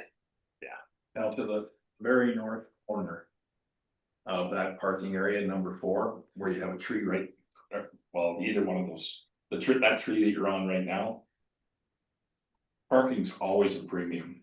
I get the idea of trees and everything, but parking is the more prevalent thing. I just wondered if you need that there, or could that be an extra handicap stall or something? It just So basically, that's green space underneath there. Yes, This would be your turnaround I to get come out and back around. So that's why this comes out a little further here. So then it tucks in green space. So when you're in these parking spots, you back into there. So if we put another parking spot here, then you gotta get this turnaround out here further. What if back the we, other direction. Well. So it's the same, you're looking at this ends a little better view, right? My car. So that's so you can turn it out, right? Yes. Yeah, so if you, it just keeps going and going. If you have another parking spot. you Colored move blue, that but it's over. green. Yeah. Is it, but what if we eliminate that entrance there? Then you strengthen the parking lot, you only have one exit, that's. Well, you can move it, it's not a good idea to have an entrance and So- exit on a curve right by your property. So, yeah, if we close this off, then you're gonna have a couple spaces here, but then we have to have another entrance or Yeah. exit. Where we're just gonna lose the same But down here. we just have one entrance and exit, like right in the middle, like Hey, four is, so you've, So when you have one problem, you can't get out, pardon me? if you had one problem, then you're blocked in, right? Well, I mean, it's no different than the entrance to the, like township office right now, right? There's only one entrance there. There was only ever one entrance until we had the back road going into the community center. It's doable, you lose a couple extra spaces, so I don't know how tight we are in spaces, but. Just for your aisleways and stuff to make that work back this time, but Yeah. it's possible, man. and through you, Chair Buck, to the rest of the committee, should we move that entrance? Where, do you have any recommendations on where you think would be the best spot for the accessible parking spots in that envelope? Right by the curb dig by four there? so Yeah, one right there, here, that's what I one was thinking, here, yeah, or whether we're down here with a connection to that. onto the yeah. path. Yeah, I was thinking about that too, and I wasn't sure because it showed the path was being part of a later phase. The path could be included in phase one. So this path here Yeah, is included in the blue right now. okay, Yeah, so we're going here, here, here, so we've got it accessible yeah, from the parking lot to the volleyball. yeah. And then the dotted red line would be phase two. My personal preference. And this was just a learning from another committee I sat on with Ontario Health, the recommendation was always to put your accessible spots. Like at the end of the parking lot, if it's feasible with your building entry or wherever you are trying to enter. Just simply to cut down on traffic while you're unloading, loading or unloading. But I see, so in this case. I mean, if the entrance is on the curb, if the entrance is staying there, then I would say the safe place would probably be in the middle. Yep. Where you suggested, Chris, on either side of the Mhm. walkway. Yeah. Yeah. Yeah, and then you would have your curb depressions. You could have one at the bottom, like basically where the four is, you could have a curb depression at the bottom there, and you could have another one. If you wanted to, kind of on either side at the top of each parking place. And if we look at the big picture as well, Yeah. down the road, this might be the best spot. Yeah, because That's this what I is was gonna just be- gonna say. It's gonna Giving be- access to both. Yes, you know, yes, I mean, Gonna that's be your the- main and, connection to yeah, everything, That was right? my thought. I am hesitant about the entryway just there on the curb. Of the parking lot, So and this is high level too, Why? so. because I drive through there all the time, and it's even with no foot traffic. And very light car traffic, you still have to be extremely careful as you come around the corner, because there's often. Township vehicles or service vehicles in your loading area. On Fire Street? No, when you come Okay. Oh, sorry. Right? Oh, you can see it right here. Yeah. Corner, so you can now drive through. Double clicking my accident, sorry. So you can now drive through, and there's no parking lot there, and there's, no increased foot traffic. I always have to, I always stop. I think there is actually a stop sign there. But I always stop because once I was almost smoked with a snow removal vehicle, because the guy was moving the snow. So I just think that if we want to have this increased pedestrian traffic when we're putting these trails in, perhaps that corner isn't the best place to have the entrance to your parking lot. Like if you actually go out and walk it and or. It's just having an entrance on a curve. Mhm. So it's a Right, blind, yeah. it's a blind entry. Yeah. So I think when we get more of the actual measurements and we Yeah. can see where that actually comes into play there. Yeah, where it is, cause it The may be. curve currently does start but I quite a think- bit back, yeah, like it's kind of. Kind of hard to tell. These Yeah, plans. it is. They're not actually to scale, right? So Yeah. it's, yeah. They're close, but. But yeah, Chair Buck, we have Councillor Byrne and we have Lucy that would like to make comment. Please, Councillor Byrne and Lucy, sure. I was just gonna say, if you look down the road at this project, which is supposed to develop further to the north. Somebody coming in to drop off their children or whoever are going to wanna do it in the proximity of possibly the next couple of fields to the north.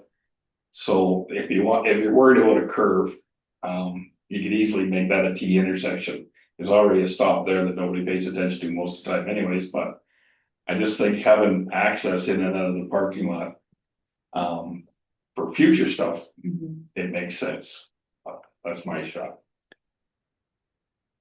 yeah, I would think it's like, but like an alternative would be just to have like a stop sign there. Yeah. Or something, or like a flashing or something to be mindful of the pedestrian traffic, and then, just. You know, be mindful, probably like, right now, when people are clearing snow or accessing this, they're probably not like really anticipating a lot of traffic. Like driving through this road, so, Yeah, I think maybe, because you got a crossing here, you can see on Yeah. this, and, right here to the Yeah. connection, right? So maybe it's like you're stopped here, you're Yeah. stopped here, right? Even Then it takes this out of the picture Yeah. here, and we make sure we got a stop sign here for staff as well, right? So that Then all- nobody's yeah. pulling into traffic here, nobody's driving straight through here, and nobody's driving. Yeah. straight through Yeah. Yeah. That That's would- kind of an easy fix without a big Yeah. alteration. Yeah, I agree. Yeah. I think that's where- Basically answered mine. Yeah. We're on the same page. Yeah. It's gonna be the same driveway, like there's a driveway now. Yeah. And the driveway for the parking lot, they'll both be the same drive, Yeah. nothing in between, yeah. That's a good idea. Slows everybody down, or it makes you be mindful. of it. Yeah. Yeah. Yeah, some traffic calming measures would be good. yeah. We lost some capacity on our water tower there. And I think like these crosswalks, we get them all painted, now it's gonna stick Yeah. out more than a stop sign, right? Like Yeah. people are gonna- It's gonna be paved, or Yeah. right now it's. Yeah.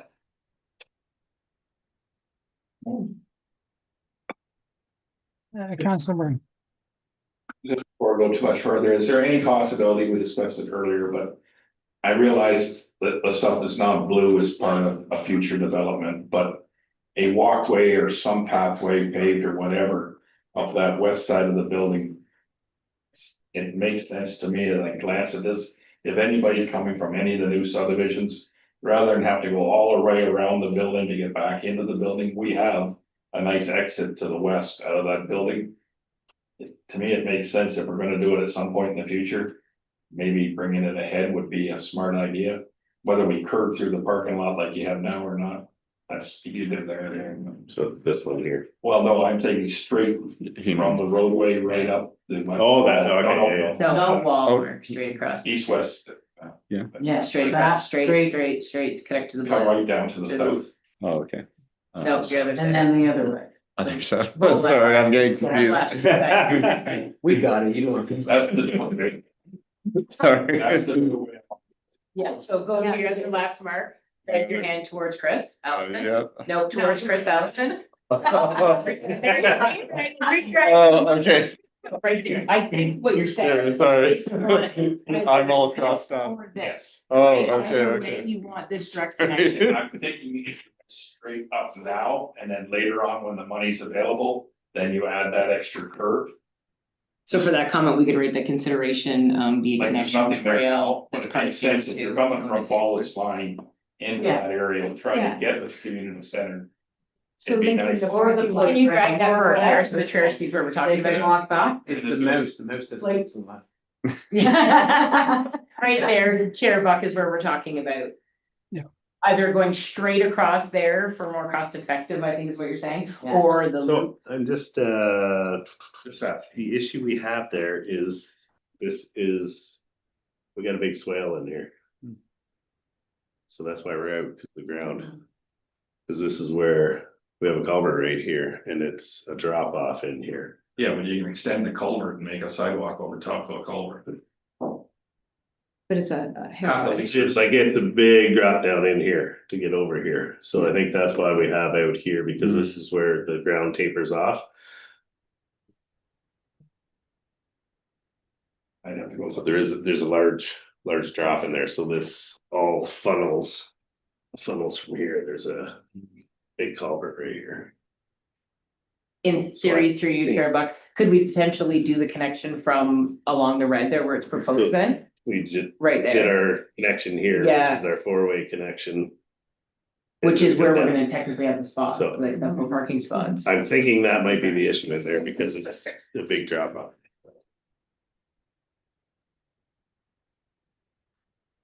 I think through your Chair Buck to yourself and the rest of the committee, that is where within our our purview to comment, so we could ask that consideration be given that that they find a connect direction to the west or behind If we're gonna do it anyways. to the It's entrance, not gonna yeah. be a large cost.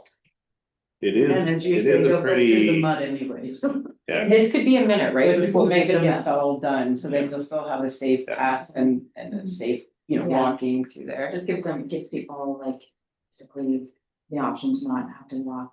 I mean, even though we can make it like foot traffic calming measures. and everything. Yeah, they can It's nice come that here, it's Yeah. come right to the Yeah. park. So Yeah. they don't even have to walk through all of this busy area. No. and basically like this parking lot is more of a feeder for all of Yeah. this. Rather Yeah, rather than going into playing hockey, right? It is, Yeah. it is quite the, Cause it's Quite the hike, yeah. Evenings can be Yeah. very busy, Mhm. Yeah. so I like just. Yeah. This to me would be more for all this, the Yeah. playground, Yeah. so that's why the access Yeah. right across the Yeah. back. Or you just wanna Perfect. come to a walk. so I know this doesn't look that far here, but this is, it's a pretty far path. Yeah. Yeah, So we get in the length of the building or into the ice surface is 200 feet long, so we're looking at 300 to 400 feet. Probably to here, and then probably 500 feet of pathway there, so it's extensive. Yeah. Would people use that just to walk to that entrance, or would it, like, is that your thing? That's the intent, I think, through that theory, right, is that people would use this to access the building. Well, at some Right point, now. all I'm Yeah. thinking is Yeah. before you ever get that Playground down, or- Yeah, there's people coming from the south side of Wallace. Mhm. Into that area, heading to the splash pad, potentially the center itself. If they go straight up the west side of the building. From the road we already have now, Yeah, you're right, it's a long walk, it's a long well, walk. then people are gonna take the short. yeah, long walk to. Might as well, if we're gonna do it somewhere. in the And more future, traffic. All I was asking, Yeah. why don't we look at doing it earlier? Yeah. Great suggestion. Yeah. and it is, you see it now, everybody from over here is just Yeah, just. checking through there, yeah. Right So now, if they actually have a trail to follow and. yes, Yeah. through the mud.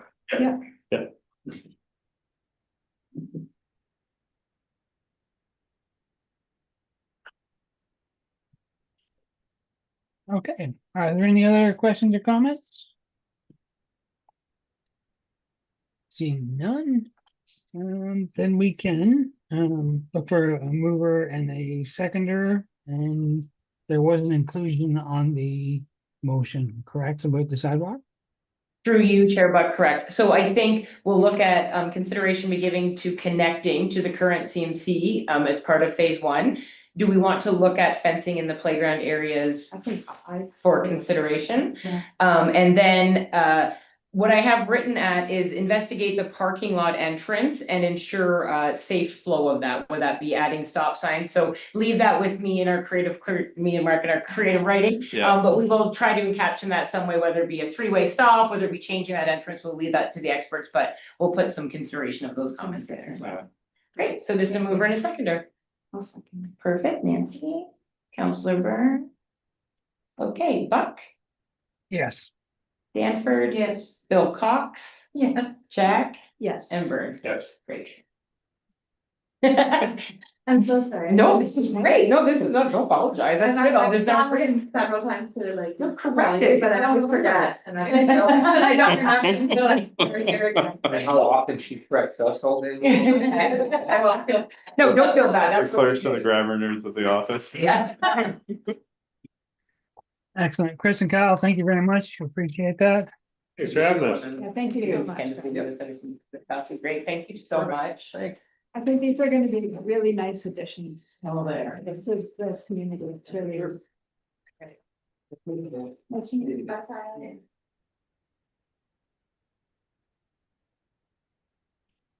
Okay, so moving on, we will get Cindy to review the work plan with the committee. Perfect. So everybody will see on page 9 of their agenda is the work plan. Some of the items we just left as carry forward so that we don't forget we have to do them, but some of them, like I spoke about last time I took off, that we don't have to consider again for this year's work plan. So we'll just quickly skip through the governance. So we have our multi-year plan. So in September, we'll go through all the initiatives that we've accomplished. Then we do our annual budget submission. So again, that's our September meeting, so we can give some thoughts to that.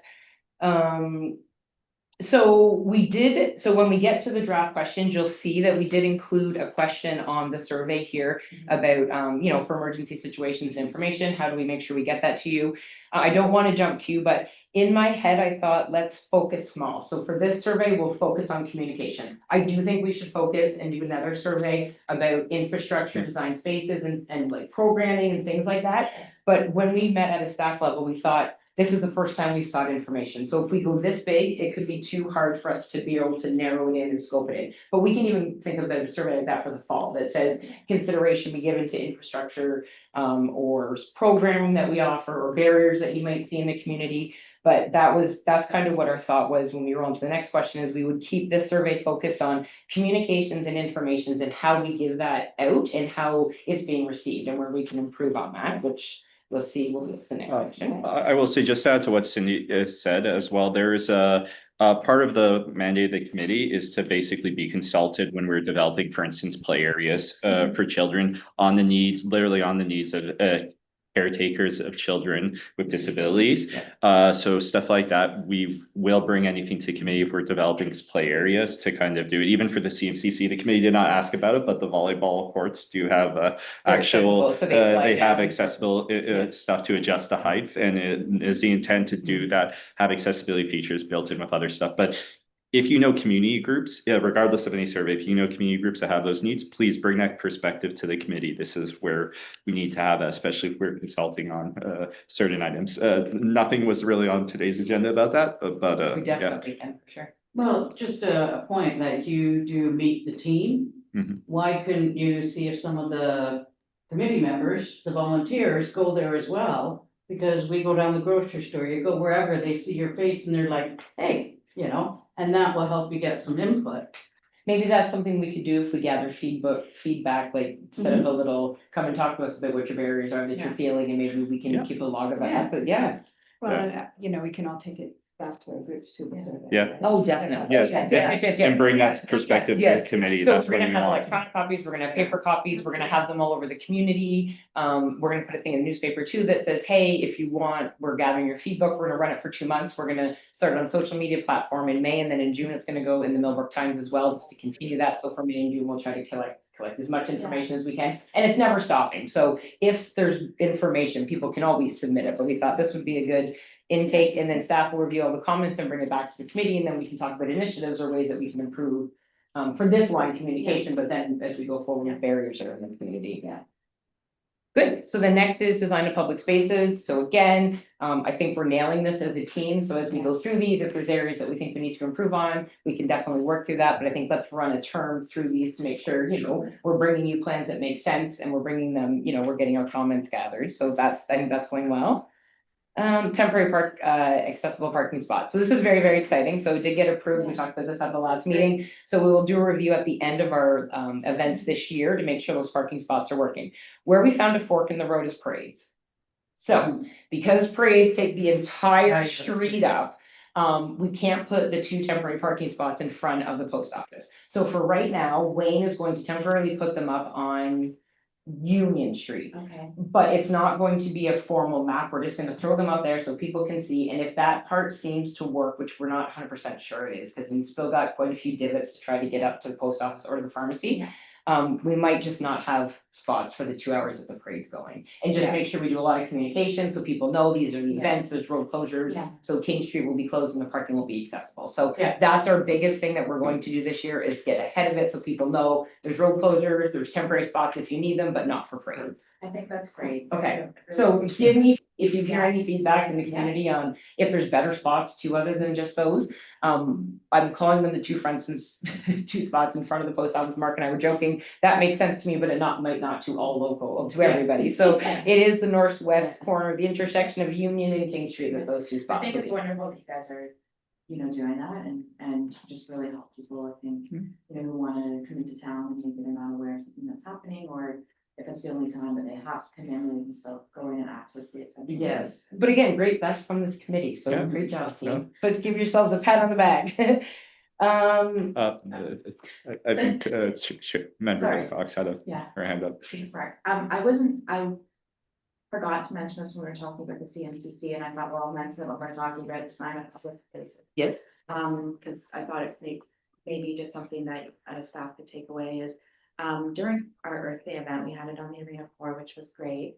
And it's fully accessible to get right to the entrance of the arena floor, but there is a step down. And I did notice that some people were struggling, with the step down onto the arena floor. okay. So I didn't know if there was an opportunity to perhaps have a temporary ramp. Installed there when there's any event being held on the arena floor. If anybody wants to use it, it's definitely, we can Yeah. set that up. That's a good idea. Let me take that back to Chris and find out if we have one. If not, it might be something Yeah. that we could acquire. That's great feedback. Good. I'll find somewhere to put it, or maybe I'll just take it as a takeaway and follow Yeah, up. That's okay. probably easier. Yes. Sorry, No, I think that's a great idea. With That's, the CMCC and I forgot. yeah, no, that's really good. Now my head is stuck on where to add it, but I don't think it's a big deal. I think we'll just make a note in our minutes and then we'll just make sure we get a Yeah. follow-up. We'll take it to Drew and to Okay. Wayne. Okay. The comments we had today for the downtown park remaining CMC lands. So that's really all for that. So then customer service, so very exciting. We do have our election coming up for anybody that hasn't been paying attention. May 1st is nominations. So we're going to set up some accessible stations, and once we get them set up, we're gonna just have you guys come in and just do a little test through and see if it works. We're gonna have some headphones, so people that have audio will repeat back to them, and then we'll have some different options. So that's the vision for that.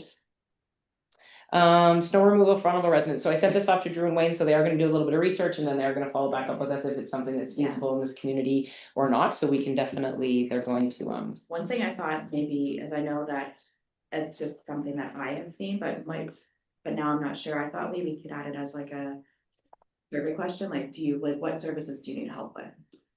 so maybe we can add that. Because that's something that I've seen, and when I think about it, I've only experienced it with like 3 or 4 people like in my development who have struggled with like finding someone to remove their snow.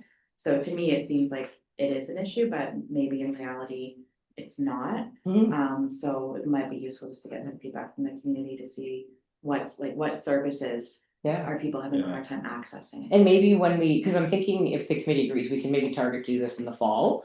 And maybe we can list some services that we might feel at this table that we might need support accessing, and then Yeah. maybe we could Yeah. make some lists and then do others, so that people could give some Yeah. other Yeah, suggestions. so I think it's great although it's something that, like, we talk about going back to our friend groups and bringing issues forward, but if it's just something that maybe perhaps I just noticed that nobody else has, then maybe it's not like a pressing issue. True, very true. Yep, and you're right. Once we go to the community, then we might hear that, oh, this is, to your point, to other members come and we see it through that lens. You don't even realize that there's something that we're Yeah. missing, right? So no, That's that's a fun survey. really, yeah. Good comments. Do you have any comments, Chair Buck? No, everything looks good. All right. Councilor Byrne? Through the chair, so where are we at with the idea of getting, I don't know, what the visual text come up for regular council meetings and whatever? So somebody that is challenged with hearing can actually see the typed. Sometimes. Can't see us, yeah. It's already on there. but- Yeah, oh, it works great. No, it's already on there. Okay. Oh, yeah, go back to the, it looks great. And I think I was I don't get it in joking, my end. not joking about this at our last meeting. So sometimes it doesn't pick up Yes. certain names Yes. properly, but I think generally speaking, it captured it really, really well. My only criticism is every time we, it also picks that up. So if you can see all of our intelligent thoughts and we're thinking, because you can hear us humming and that picks that up. But I would say, please take a moment and go look on YouTube or Yeah. any of our service announcements that anything has come out, they do have the auto captioning on there. Yeah. And I think it's working pretty well. 100%, and if it's not enabled, I can show you how to enable it, you can show how to enable it for other residents. Yeah. Yeah, I think it was working pretty good. Are we gonna have any discussion about the actual survey itself? 6.3.1 as per your agenda. So if we're done with the plan itself, we can probably move on. And Chair Buck, if you're okay, we can just combine this in one motion unless there was something specific for this item. No? Okay, No, I'm good with that. That sounds good. perfect. So I don't know if everyone's had the blessing to meet Bridget Iott, but she's our communication officer team. She's a one-person team and she wears a lot of hats. So this is very plain Jane basic questions. And then when Bridget sends it to social media, she'll make it flashy and pretty and it'll have all of our logo and all of that on it. But these were some basic questions that we thought, again, focusing fully on the vein of communication and how we're sending our communications out and how they're being received was the thought behind this. So we thought we'd kind of start with the demographics, like how old you are and do you live here? Or are you just visiting? So that kind of, do you work here? We can kind of get an understanding of that. How people receive their information. We can go through these and if you want to add any questions, we can talk about those for sure. And then what methods people prefer, because some people, again, like I like printed things out. I like to read it to see it. Sometimes I don't read well off of a computer. So, different formats, what type of information is important to you? So do you want to know about road closures or do you want to know about our events that are coming up or our next council meeting or what's going on there? So, kind of getting an idea of what it is. And how easy it is, to read and understand and, do we use big words or do we keep it at a level that makes sense to the average user? Because sometimes we live in this world, so it becomes second nature to us when we're trying to articulate it to people. We're not sending it in a message that's easy for people to understand, hence plainer language. So, and again, how can we improve those? So we tried to leave boxes for most of them so people could put anything else. And then our overall is, so what other things can we do to make our communications more accessible to you? So we thought that would be a blanket catch-all if there was anything else. And we thought we'd do this, we print off paper copies, we would have electronic copies, people could fill this out online if they wanted, Bridget put a little form builder, so whatever was the easiest way. And then like our other types of surveys, we would just log it all in and then we'll bring you a general synopsis of all of the information. But if this goes well, which hopefully it does, and I pray, because we put our heart and souls into these and we want everyone to fill these surveys out and then not many people do. So it's really critical. People, comment after. That's right. So it's critical this team champions this survey to try to gather as much information as we can by anybody. And I think that's really, really the biggest key, right? We have to be the champions to try to get the comments and the input from people because people are busy. Like I don't even have time to fill out surveys. I'm gonna be honest, right? We're all the same way. So, but take this minute because we really want to hear from you. So it's why we kept it really short. I find if you get anything longer than 5 or 6 questions, you lose people. You don't have time to sit down there and read a novel. So that was kind of what our thought was. And I like that, and I think the way we get the responses back, be it online or via mail or media, is going to be very telling as well. How they respond is how they get it. yeah. Shocked how we get those back. Good idea. The median of which. Sometimes people tell you by doing, basically. I don't know if you can see, but Nancy has her hand up, Chair Buck. Please, Nancy, go ahead. The email isn't listed here, is that on purpose, or am I misreading it? Should there be an option of an opt-in email? So we don't personally directly email people, we put it through social media, but that could be something that we could add if you wanted us to do a direct email. Is that something that the township can do? Because that's how I get my We information. do if you subscribe to the website. So if you subscribe to our website, then generally there's an email blast that'll go through there. If you subscribe to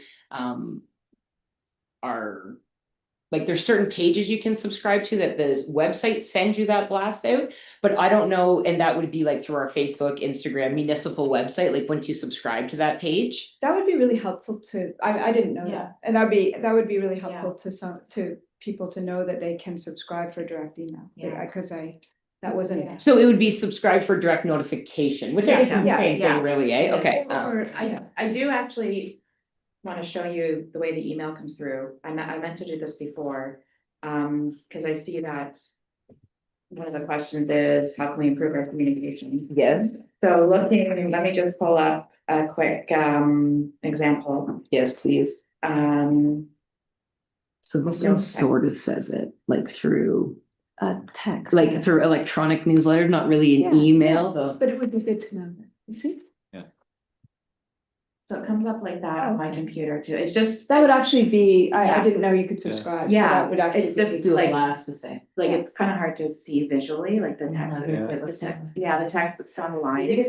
Yeah. I'm just gonna say the logo looks like it's off Yeah, the to the logo's over here and then the right. text is like- You know, it may be useful to have a, like on the survey, because you're likely to only get people's attention for 4 seconds. Literally, right? yeah. It may be good to have a QR code on it so that they can subscribe to that blast. Oh, Bridget was like that. Bridget Long's QR code, Right in yeah. the moment, Yeah. and then they can just, scan to subscribe, Yep, and then you've got a mailing list. great idea. And we could even put a postcard up at the, at the grocery store, at the Mhm. library, and Or, Bridget, could you, here we're creating all this work for Bridget, but Bridget could do an ad in the paper with QR code. Yeah. just said, want to know what's going on in the township, sign up to subscribe to our newsletter or to our alerts. Yes. And then just a QR code would be an instant sign up, and that would be really handy. Trust me, I don't think Bridget would object to something that will help more people Well, sign up to a really good. newsletter. If we could have every resident signed up to it, we would. I think. We try to do an annual report to council too on our communications to the public. So the more that we can get public engagement, the better. So I think that's a really good way to say, we've got a QR code on there. Are you Yeah, subscribing? and I think people Yeah. are getting more used to Yeah. those, even my parents know how to How to do scan it, that yeah. at a restaurant. Yeah. So it is becoming more. Menu, I had to do Yeah. read a menu the other day. I'm like. Yeah, they don't. Like, I They could don't put it value on, it. so it's good, How but much that cost? right? yeah. QR code's a great suggestion. Councilor Byrne. Through the chair, so one thing that bothers me about all kinds of surveys, is there any way to easily, when you're given like multiple choice questions like this, Mhm. that you can actually prioritize your 3 picks or your 4 picks or whatever you're allowed? Because people fill in boxes, but their particular point that they really like to see may not float to the top just because of the numbers. I don't know how you do it, but if there's some way that you could actually identify your first, your second, and third choice out of whatever selection you're given, I think would be beneficial. I don't know if you could do it. So it's through you, Chair, back to Councilor Burns. So under part of Yeah. question 1, so we say select all that applies. So maybe we could say select and rank Yeah. all that apply to But you. I don't know how you. box So it. so. Well, we Bridget could break figure that out, for yeah. them. So then you would put like number 1 for social media, number 2 for word of mouth, and number 3 for Yeah. community bulletin. Yes, something along that lines. It was easy to understand, was easy to follow, but actually ranked your preference. Good suggestion. That makes sense. Great job. One more question. Yes. 55 and up is a pretty big group, is there, especially here. Mhm. Do we maybe want to divide that up to? I like being on the other side of the old people, but you know what I mean? Like I think that's a pretty big bucket, and people Yeah. have different needs from 55. 55 to what? 75. What do I we don't think? know. 55, 75, 75 plus? I don't know. Is that right? Is that the right line? I Is it think 50? so. What bucket do you wanna be in? 75. What bucket you want to be in? 68. You receive the seniors discount at Shoppers. So do you think 18 to 35 is like the same? No, I don't know. I Keep mean, them I think separate I too? think it's under, I don't know. I agree with you, because I know in talking, with John Shields, like she has like her group of friends who are very active Yeah, and yeah. focused on like affordable housing and, And they're 85 and years old. yeah. Yeah, Yeah. So, okay, but they have a very like strong, It's a big group. big group, yeah. Yeah, it's 70, it's like 70 and that. Yeah. so 55 to 75 and 75 plus? Yeah, I Yeah. think that might be good. And Yeah. and I think 34-year-olds are more like 35-year-olds than they are like 18-year-olds. They just, I don't know. I'm almost 50 and I'm more like a 75 record. That's the side I think I'm shifting to. We could say what age group do you identify? Yeah. I like under 18. Jared, so to Nancy's point, like, I get it on the ground and the bigger group, but how much is their perception of the day in, day out living is gonna differ? Like you said, if you're grouped in at 34 and you're grouped in with 18, your perspective on life totally different. Once you get past 55, how much variation is there in what you're gonna respond and how you're gonna respond? It's kind of, there's kind of a, it's, when you think of stage of life, it's kind of 25 to, like Yeah. 25 to 70, like, Yeah. it's a big chunk, right? Before you start feeling things on the other end a lot of the time, or before, and you're not a kid anymore. Like you're looking for housing, you're living your life, I don't know, that would be sort of a weird, Yeah. that would be a little bit weird, but maybe it's, maybe when you think about the different stages, or maybe there's the stage where you're raising your kids is different than when you're an empty nester versus when you're, retired. To the committee through the chair, I would say something like breaking up the 55 to be 55 to 75 makes sense, because I think as somebody who's conscious, my parents are getting older and they thankfully don't have any mobility concerns, but people start moving a little bit slower, and those aches and pains that were accumulated earlier in life, there's a certain point where they get bigger. In a way, I would almost say, I don't want to argue against getting too granular. I think 18 to 34 is also kind of, if somebody doesn't have some sort of medical issues, that it's generally a group that can kind of recover from certain issues a bit better. But I do think parceling up, like breaking up the 55 plus group is definitely a value added to something where you're talking about people that are more likely to have limited mobility, and there's a higher chance of them being having a disability. I think at that age group, the numbers are, I think 30% of Canadians or something have disabilities at that age. Even just transportation, when you get to be, late 70s, 80s, that's when you have to start retaking your Yeah. driver's test. Maybe public transportation becomes more important to you at that point in time. I don't know if you can see Chair, Through the but chair. Councillor Byrne Yeah, has. Councillor Byrne. So on that note, I'm curious, so when you do this segregation of your age group to start the survey, how do you capture that in the actual answers? Like, where do you capture that bucket that says, okay, this is the overriding theme of this whole age group? Or do you actually divide it into the number of responders that fall inside an age bracket to give it weight? Like, I just. Like, I what just want- does it give you, kind of thing? Yeah, like, where's the Give you- importance? Is it ever gonna be reflected in the answers to the rest of the survey? If you were in this age group responding that way as compared to a different age group responding this way? I just don't know if it has any meaning later on. To you, Councillor Byrne, through the chair, I would say it really depends on the volume of responses. Yes. If we only get 10 respondents from that 18 to 34 group, for instance, it wouldn't be very statistically meaningful. So I don't know if you could really dwell too much on that. So it really depends on the thing. We'd like a broad range of responses from everybody in one of those buckets, and then we can discuss how to do the reporting. But really, it's contingent on how what actually turns out with the survey. So hopefully we get lots of responses, and then we can give a very nuanced analysis. But we'll work with the data we're given. I wonder too, if maybe we want to see how many people get signed up before we send out the survey. Like, we got the QR codes and stuff out beforehand even, and then we ask them.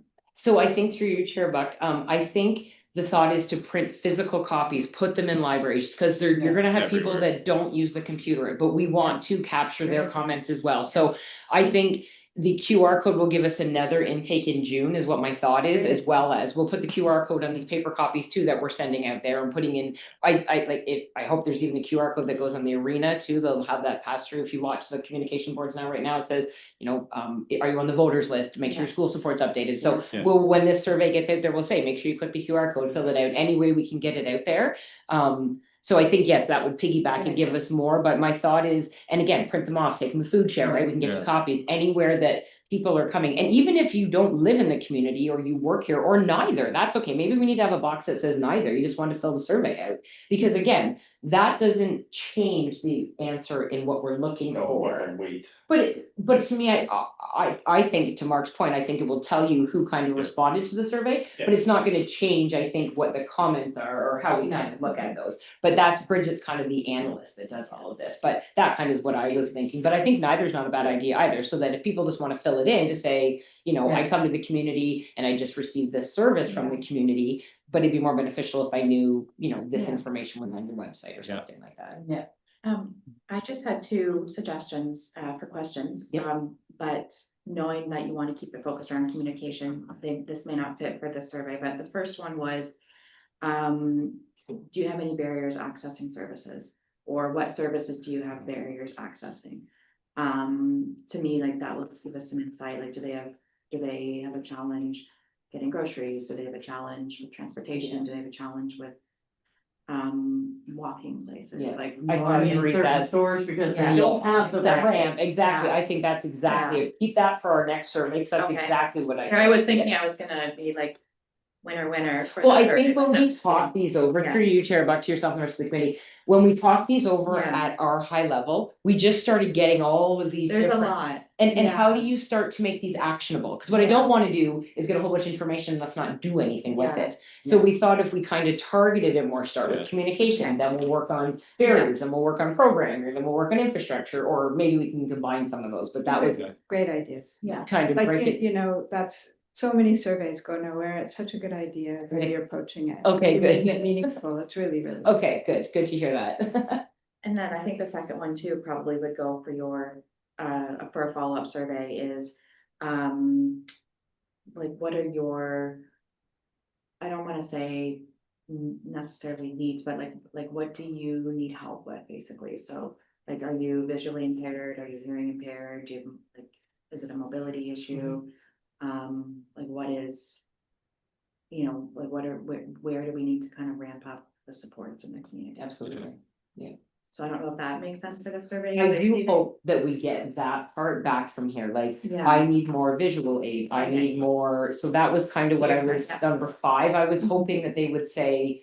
But maybe we can piggyback on that a little bit if there's something, but that's what, do you need more audio, do you need a translation, do you need? Yeah, so maybe it's just the wording, like, sort of improve, like, what's, like.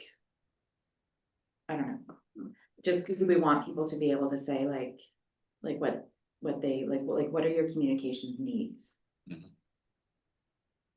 So that they can say, like, to your point, like, I need visuals, I need, translation.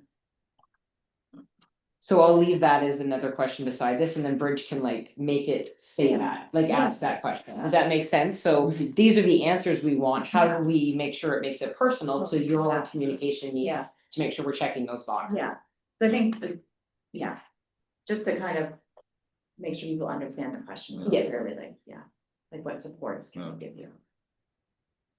No, that's a good one. I think for us, allowing us to be tactical in any resources that we invest in for communication supports, even for our election, we're considering a bunch of accessibility features for the voting kiosks, but just knowing what to target, what we're expecting. If there's a lot of people with limited hearing, for instance, then we can know what to focus on. That's a good idea. Yeah. Good thinking. Thanks. And Sure. to go back to the age again, we used 55 twice. You just have to change one to either 54 or 56. So we'll do 35 to 54, then 55 to 75, and then 76. Plus, Plus. Perfect. The QR code, great feedback. The running race groups. Yes. The great tsunami, I think, is what the social media is calling it.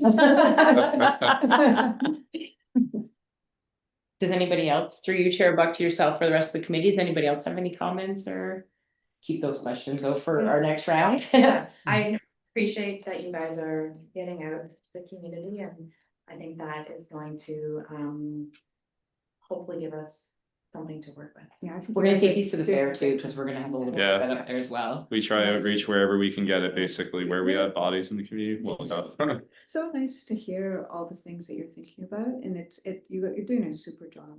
We I'm- try, so if I'm- we're I'm, missing, please. Yeah. No, but you probably hear only people going, you know, but I think it's really a testament to where the township is in terms of the council and the staff. Like it's so exciting to see you being so forward thinking. Yeah, especially just that, like you guys act so quickly, you know, Yeah. like. We try. Yeah. It's We really do try. We're very busy. But it shows, and Yeah. it's, you know, I think it's really, really important to acknowledge that you guys it really is exciting time to be part of this, so, It is, honestly. yeah. I get teased sometimes, I know, in the most love, Councilor Byrne teases me, but I am very passionate. I am very excited about this committee. And I think as a committee, you need to be so proud because it took us a long time to get to this spot and there's so much great Yeah. feedback and it's. We've already have some yeah. stuff we can put in our annual report that we think there are big wins, like the accessible parking Yeah. spaces. That was, yeah. Because of this committee and all of your feedback. So please bring it. Please don't ever feel Yeah. that it's not value added. It is, just sometimes we get to. No, comments and I sometimes- understand, and sometimes it's too late in the process to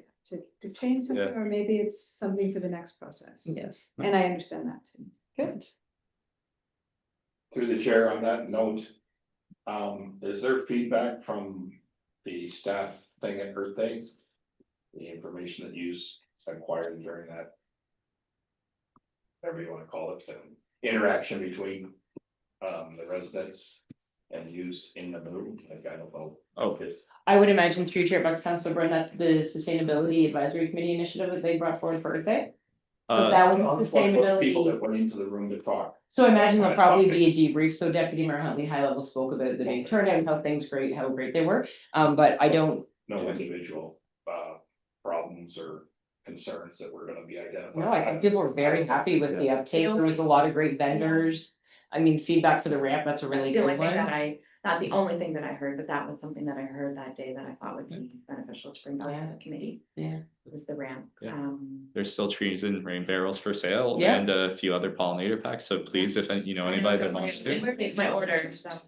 yeah, there's an order form right. Yeah, we can there, get but, money up front. I'm not on the QR code. Lots of things we're accomplishing. Yeah. All right. We're almost going.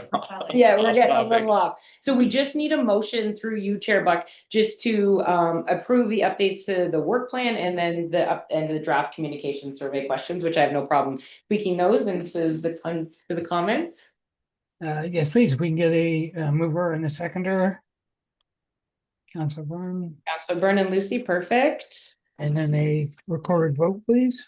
Perfect. Jack, Yes. Buck, Yes, Byrne, Yes, Bill Cox, Yeah. Danford. Yes. Carried. And then, the last item, that's great. yeah, the last item that we have then is the adjournment. So next meeting will be Monday, July 27th, 2026 at 1 p.m. If I can get a mover and a seconder, the Accessibility Advisory Committee meeting adjourned today at 3:03 p.m. And then we'll call the recorded vote, please. Leslie and Nancy, perfect. Bill Cock, Yes. Jack. Nancy, Yes. Oh. Danford, yes, Byrne, yes. Buck, Reminds me of Yes. school. and that's carried. Thank you so much. Thank you. Thank Thanks, you. everybody. Okay, Take care. take care. Yeah.